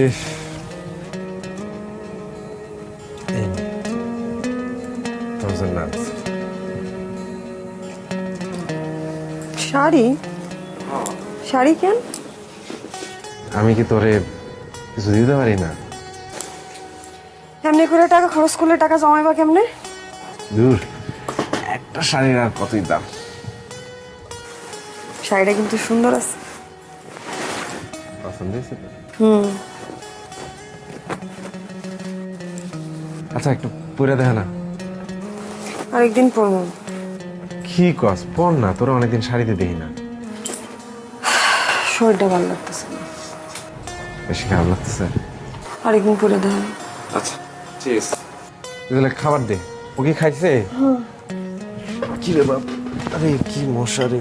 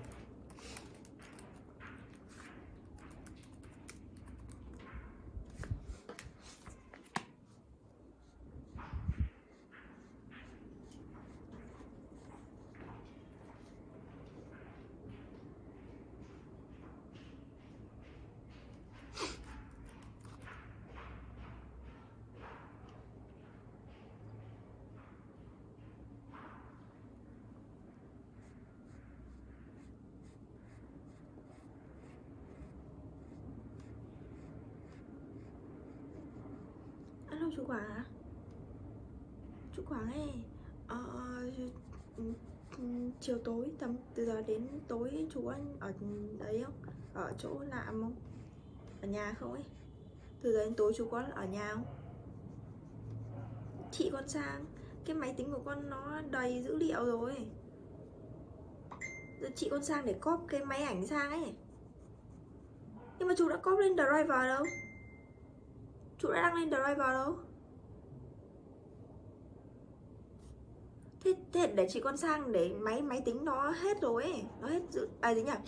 Máy gì nhỉ? Máy ảnh nó hết dữ liệu rồi. Bây giờ chị con sang cóp sang máy của chú luôn được không? Vâng, chị con đang gần đấy mà. Được không ạ? Chị Thảo á? Ok, vậy chị con sang cóp máy sang nhá. Ok ạ.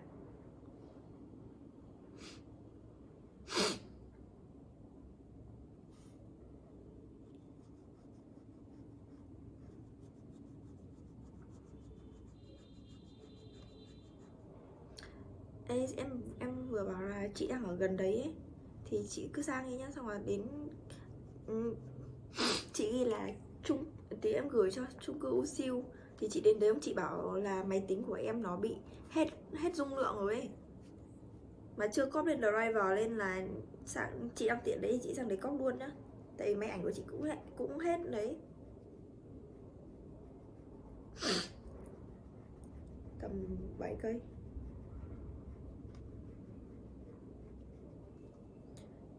Chắc cái kia, mai cái kia. Cứ sang coi. Israeli আগ্রাসন বহু মায়ের বুক খালি করেছে। রেহাই পায়নি সদ্যজাত শিশুও।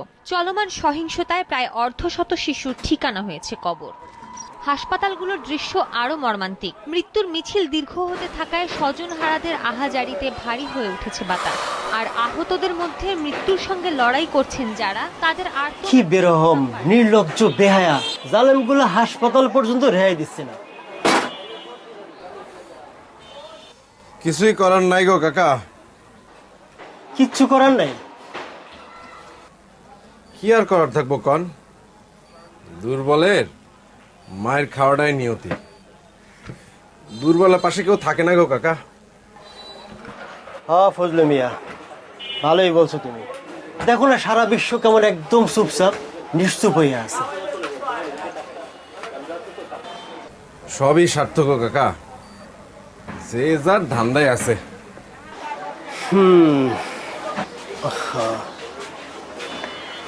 9, 10, 11, 12, মোট 12টা আছে না?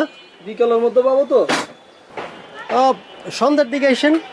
লেট করেন না কিন্তু। আচ্ছা ঠিক আছে, লেট হইব না। নতুন নাকি? আসসালামু আলাইকুম। হ্যাঁ নতুন, কয়দিন ধরে আসছে। নাও সন্ধ্যার মধ্যে ভালো করে রাখো।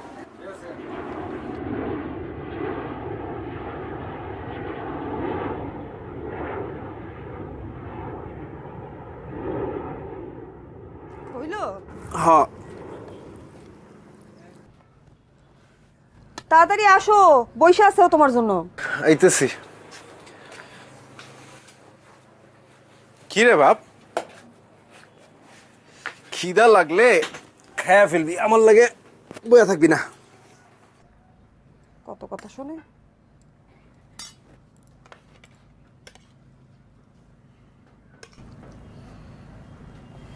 দেখ তোমার প্লেটটা দাও। শেষ। আরে ডিম ভাজি রে।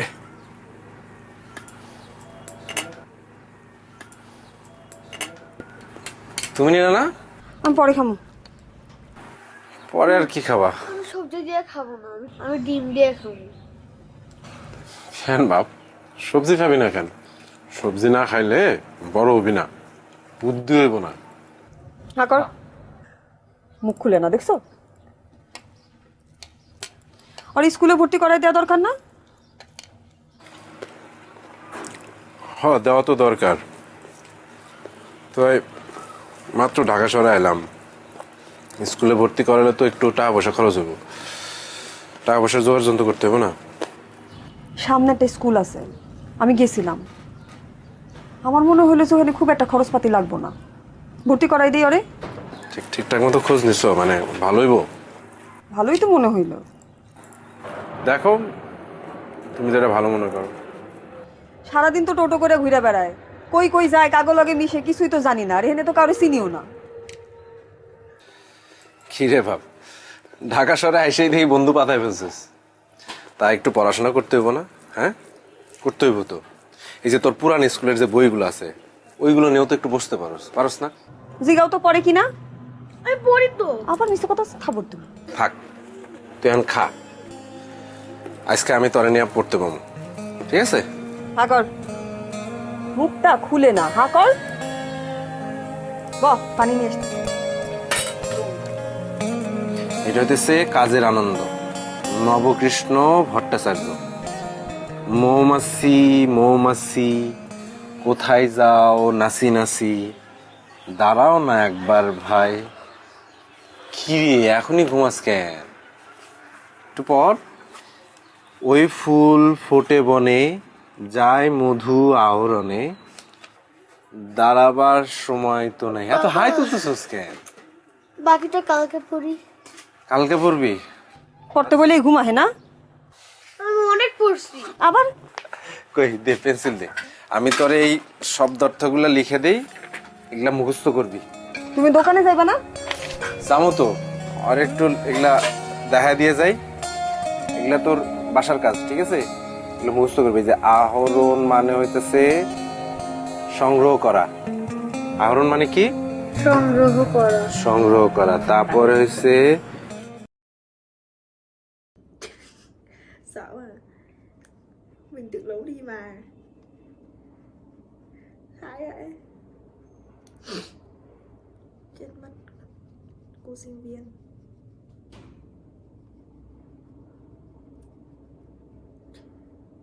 Sợ cái gì?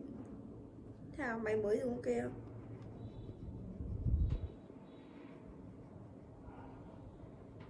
Lý do á?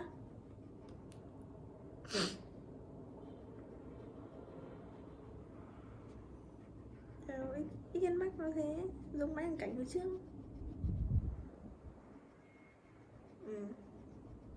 Mà dùng thích mà. Ít mắt to, xem gì cũng thích. Dạ, nó to bằng 11 Pro Max, 12 Pro Max chứ bao nhiêu. Cùng một khuôn đi.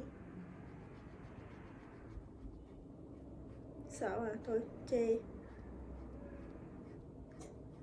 Em chê chị á. Thế nhá, không là bỏ ai kém sang đi. Và tự đi đi.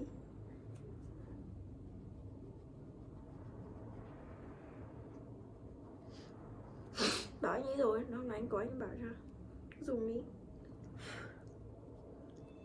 Dùng tạm đi. Thế nhá.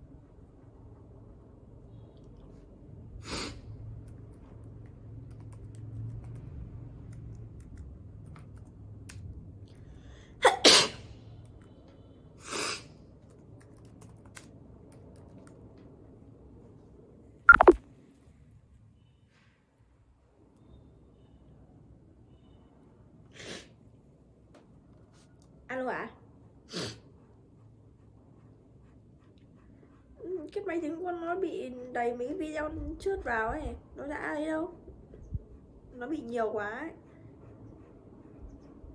Đâu chỉ còn muốn quay luôn ấy, rồi đang hang kiếm tiền hay sao ấy, muốn quay luôn.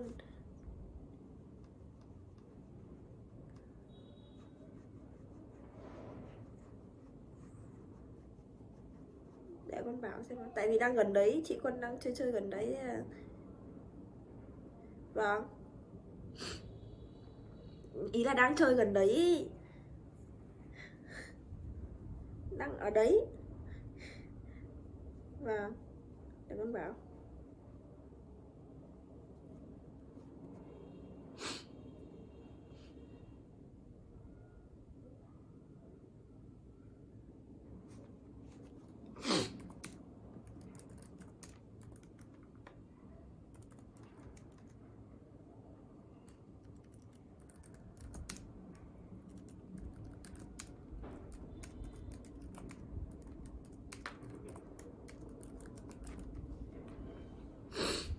Mình đã tô xong màu cam rồi nha.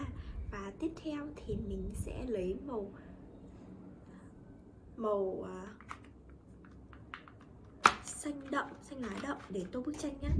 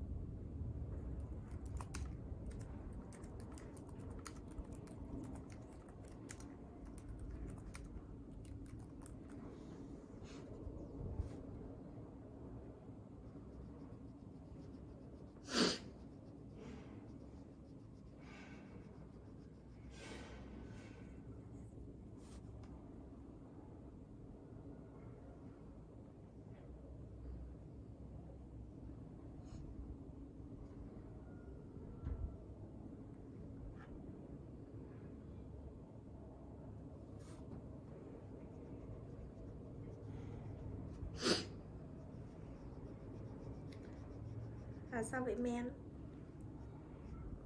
Vừa chú Quảng bảo là bắt em copy drive vào xong ấy, ý là bây giờ em chú ấy vào máy copy drive vào xong tối chị copy vào máy ấy.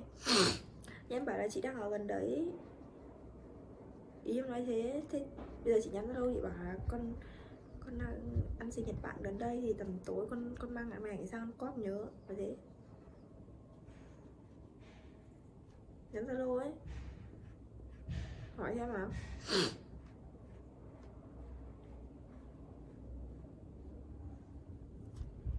Alo, bảo con đang ăn gần đấy, cách có 1-2 cây thôi.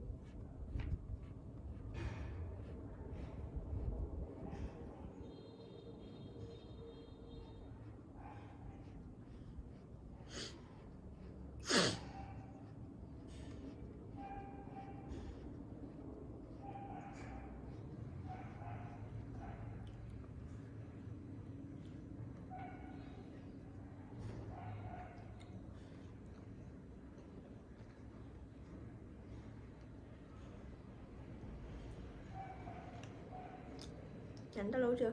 Thì tìm thấy số Zalo không?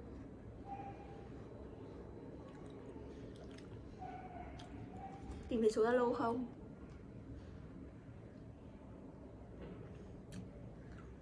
Cái gọi gì?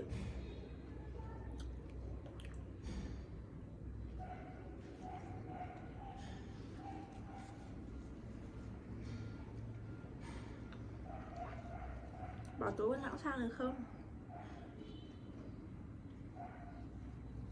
cơm chuối đợi.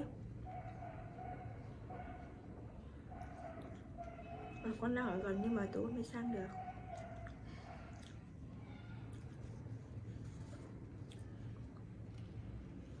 Ok, tiếp theo mình sẽ lấy màu xanh nước biển, màu xanh lá nhạt để tô tiếp con chuỗi ếch này nha.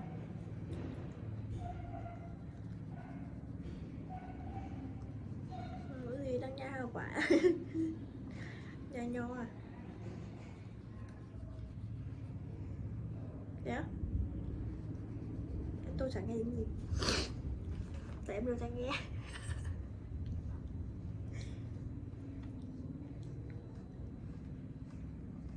Ô Thảo ơi.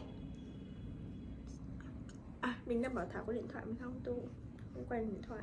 Thôi xin lỗi. Mũ ốp đi, mũ ốp dính tường ấy. Có cái ốp mà đằng sau nó có cái dính ấy. Dùng tạm. Không nó có. Nhưng mà nó không quay. Thôi khỏi. Mệt. Thế nha, bye bye.